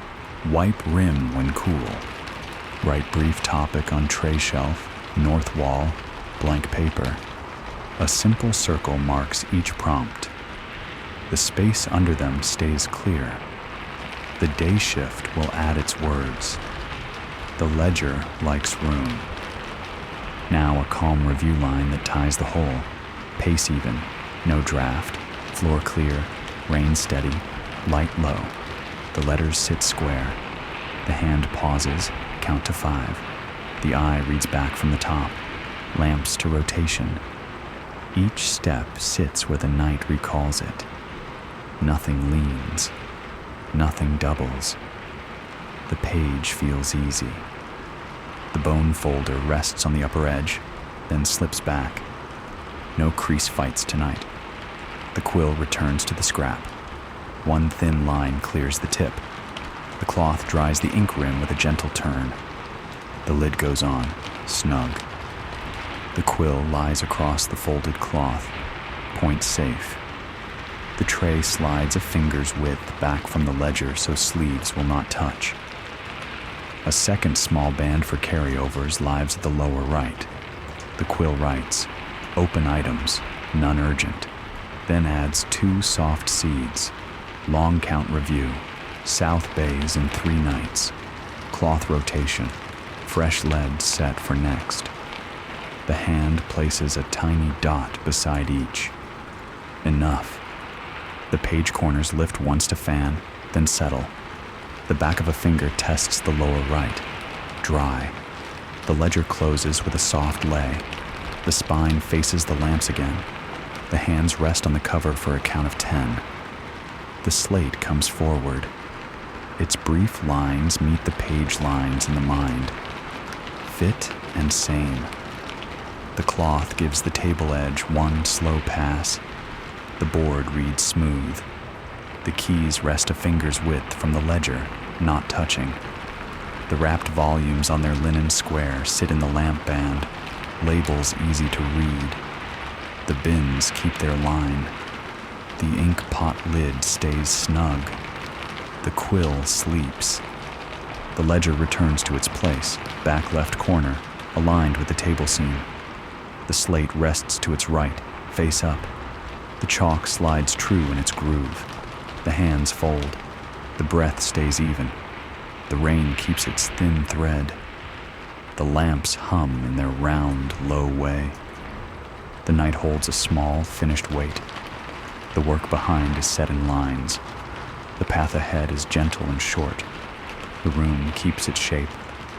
The librarian stands still for a last count of 10, then lets the quiet sit and sits with it. The lamps wait in their low, round way. The rain keeps its thin thread. The breath stays even. The snuffer rests in the dish, cool and clean. The cloth folds to a fresh face. The steps begin. First lamp. The glass lifts a finger's width, just enough. The snuffer lowers over the small, round flame. It covers, not presses. A soft dim, a tiny ember, then dark. The snuffer lifts and holds above the glass for a count of 3, letting the faint wisp settle. The glass lowers to its seat. The seam turns a quarter so soot will share later. The base sits firm. The hand rests on the shelf end for a count of 3. Quiet. Second lamp, the same order. Lift, cover, wait, dark. The snuffer rises slow, no rush. One more count to let the air rest. The glass settles. The seam turns. The cloth wipes one faint ring above the hinge nose. Once, light. The base aligns with the floor seam. Even. Third lamp. The bell warms the palm through the cloth. The snuffer lowers in a gentle way. The flame folds to a small glow and goes. The hand holds the snuffer still for a breath. No smoke climbs. The glass comes down. The seam turns. The shelf front reads straight. The breath remains slow. Fourth lamp. The glass lifts. The snuffer covers. The light drops away. A small hush sits in the space it leaves. The snuffer lifts. The glass settles. The seam turns. The rim cloth, already clean, gives one light pass to the inner lip. The bell dulls. No shine. Good. Fifth lamp. The steps keep the same slow count. Lift, snuff, wait, lower, turn. The hands do not change their pace. The room accepts the dim in small steps. The path ahead narrows, but the floor lines still show. The shelf ends feel the same. The rain holds its thin thread.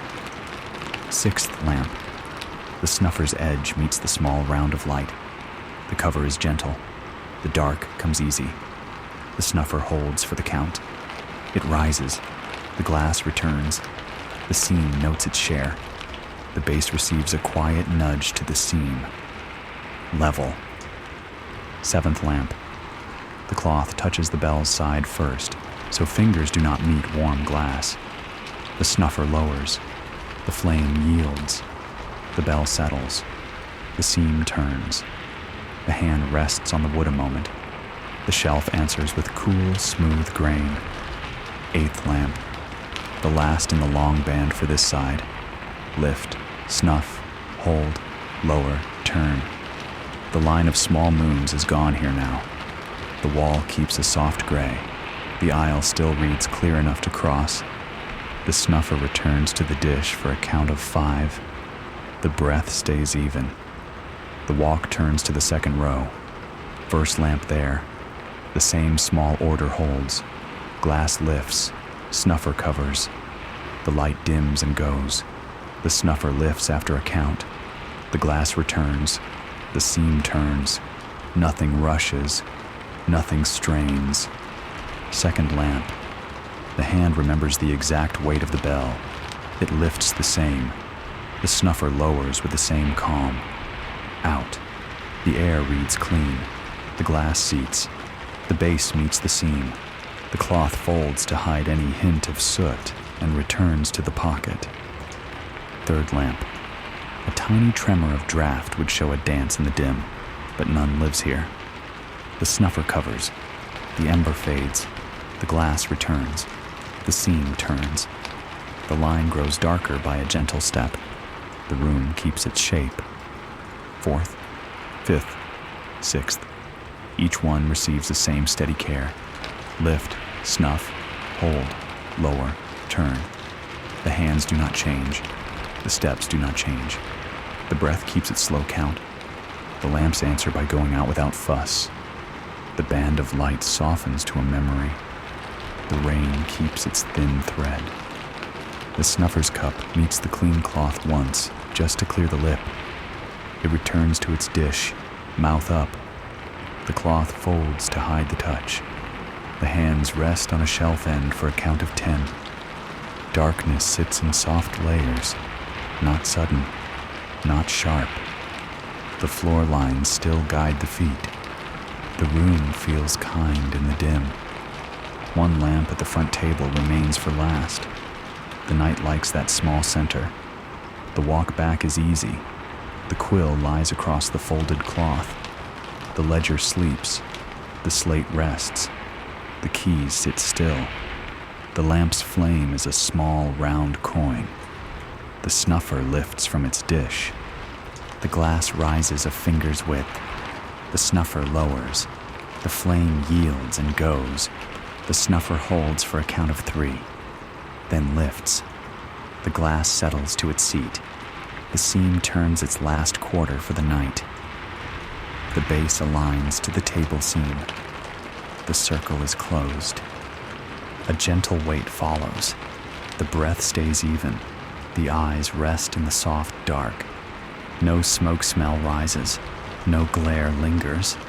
The rain keeps its thin thread. The stone holds a cool, steady feel underfoot. The hands rest on the table edge for a count of 10.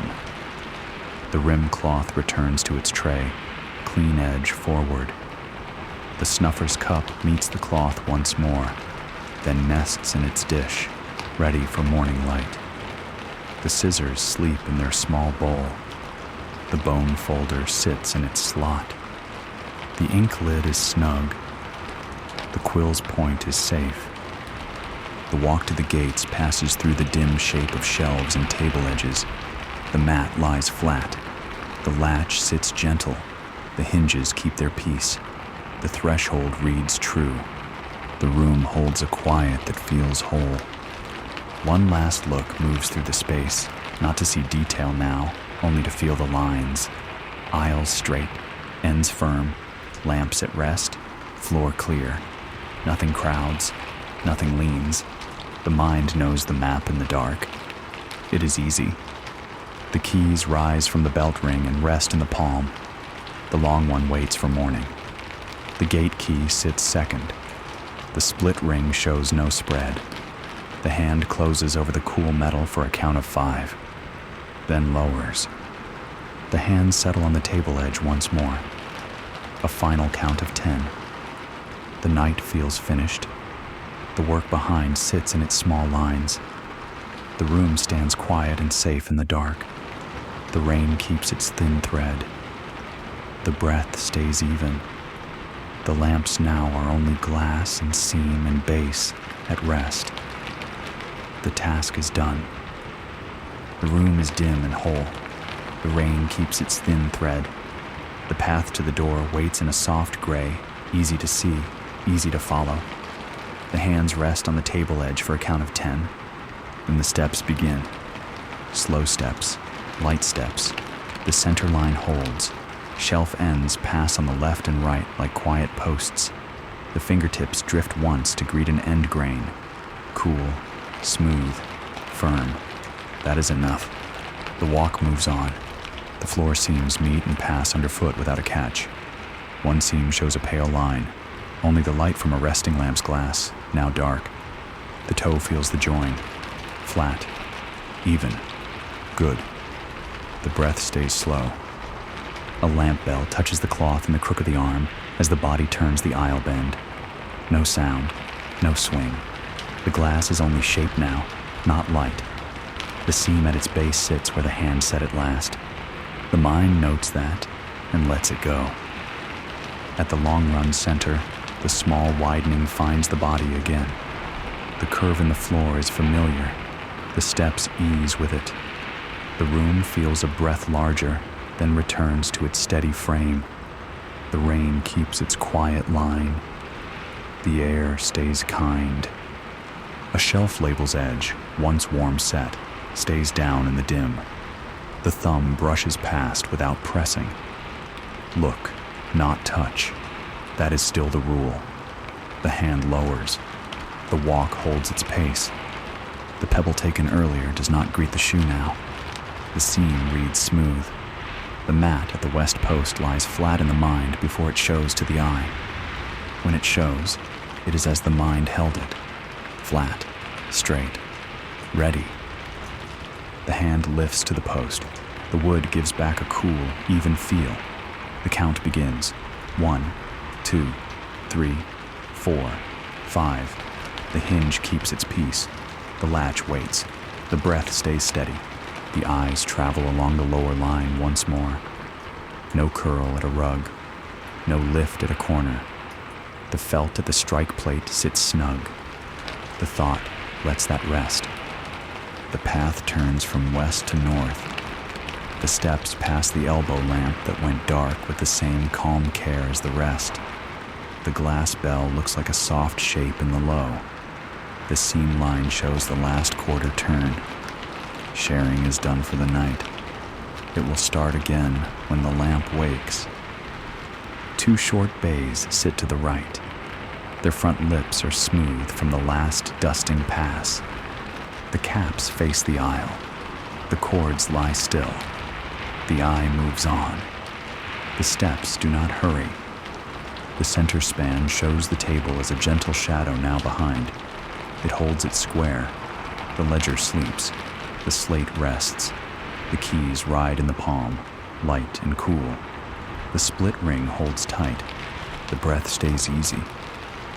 A small pause at the aisle start. The shelf ends on both sides receive the back of the fingers. Firm, firm. That is enough. The shoulders loosen. The steps bring the body forward again. The northern wall nears. The air cools a hair in that place as before. The back of the hand meets the stone. Cool, dry, good. No damp at the seam. The cloth stays in the pocket. Nothing asks for it. The mat at the gate shows its weave in the dim. The foot tests the edge. Flat. The heel smooths the line once. It lays true. The threshold reads level under the toe. No rise, no chip. The hand finds the latch in the same reach as always. The metal is cool and dry. The fingers close around it without squeeze. The hand does not press yet. There is a count first. 1, 2, 3. The wood beneath the other palm is steady. The hinges keep their quiet. The head lifts and takes the shape of the room into the eye one last time. Aisles straight, lamps at rest, floor lines clear, shelf ends firm. Nothing crowds, nothing leans. The mind holds that map. The breath goes out and in. The latch lowers a thumb's width. The door opens a thumb's width. Only that. A small breath of night air touches the seam and is gone. The hinge does not speak. The door returns to its seat. The latch lifts to rest with that kind settle. The handle receives the back of the fingers. One slow pass as a good night. The cloth does not come out. The metal needs nothing more. The hand lowers. The keys rise in the palm. The gate key sits second from the long one. It is chosen by feel, not sight. The bow rests under the thumb. The bit rests at the lip of the keyway, not in, not yet. There's a pause. The count returns. 1 to 10. The night holds its sure shape around that count. The bit does not travel tonight. The lock stays as it is. The line will turn in morning. For now, the key returns to the ring. The cool metal slides along the split ring. No spread. It rests against its place. The palm closes for a count of 3, then opens. The hand lays flat on the post once more. The wood gives back its cool, smooth feel. The shoulder eases. The breath stays slow. The rain keeps its thin thread along the stone outside. The steps turn from the gate and find the center line again. The walk back to the table is short. The shelves on the left and right feel like quiet company. The feet know each seam. The palms know each end grain without needing to touch. The front table comes into its soft gray. The edge is there. The hands rest on it. Count to 10. The ledger sleeps in its place. The slate rests to the right. The scissors sleep in their dish. The snuffer sits mouth up. The rim cloth waits clean edge forward. Each thing has a home. The head lowers a breath. The shoulders drop a breath. The room holds its calm in the dim. The rain keeps its thin line. The walk to the door is finished. The night is ready to end. The door rests closed. The archives are calm, dark, and sure. Rain draws a thin, steady line outside, and the shelves keep their quiet shape. If you want more gentle, simple nights like this, you can subscribe for more stories. There is a full playlist of calm routines waiting whenever you are ready to listen again. If you are already resting, that is enough. The next one will be here when you wake.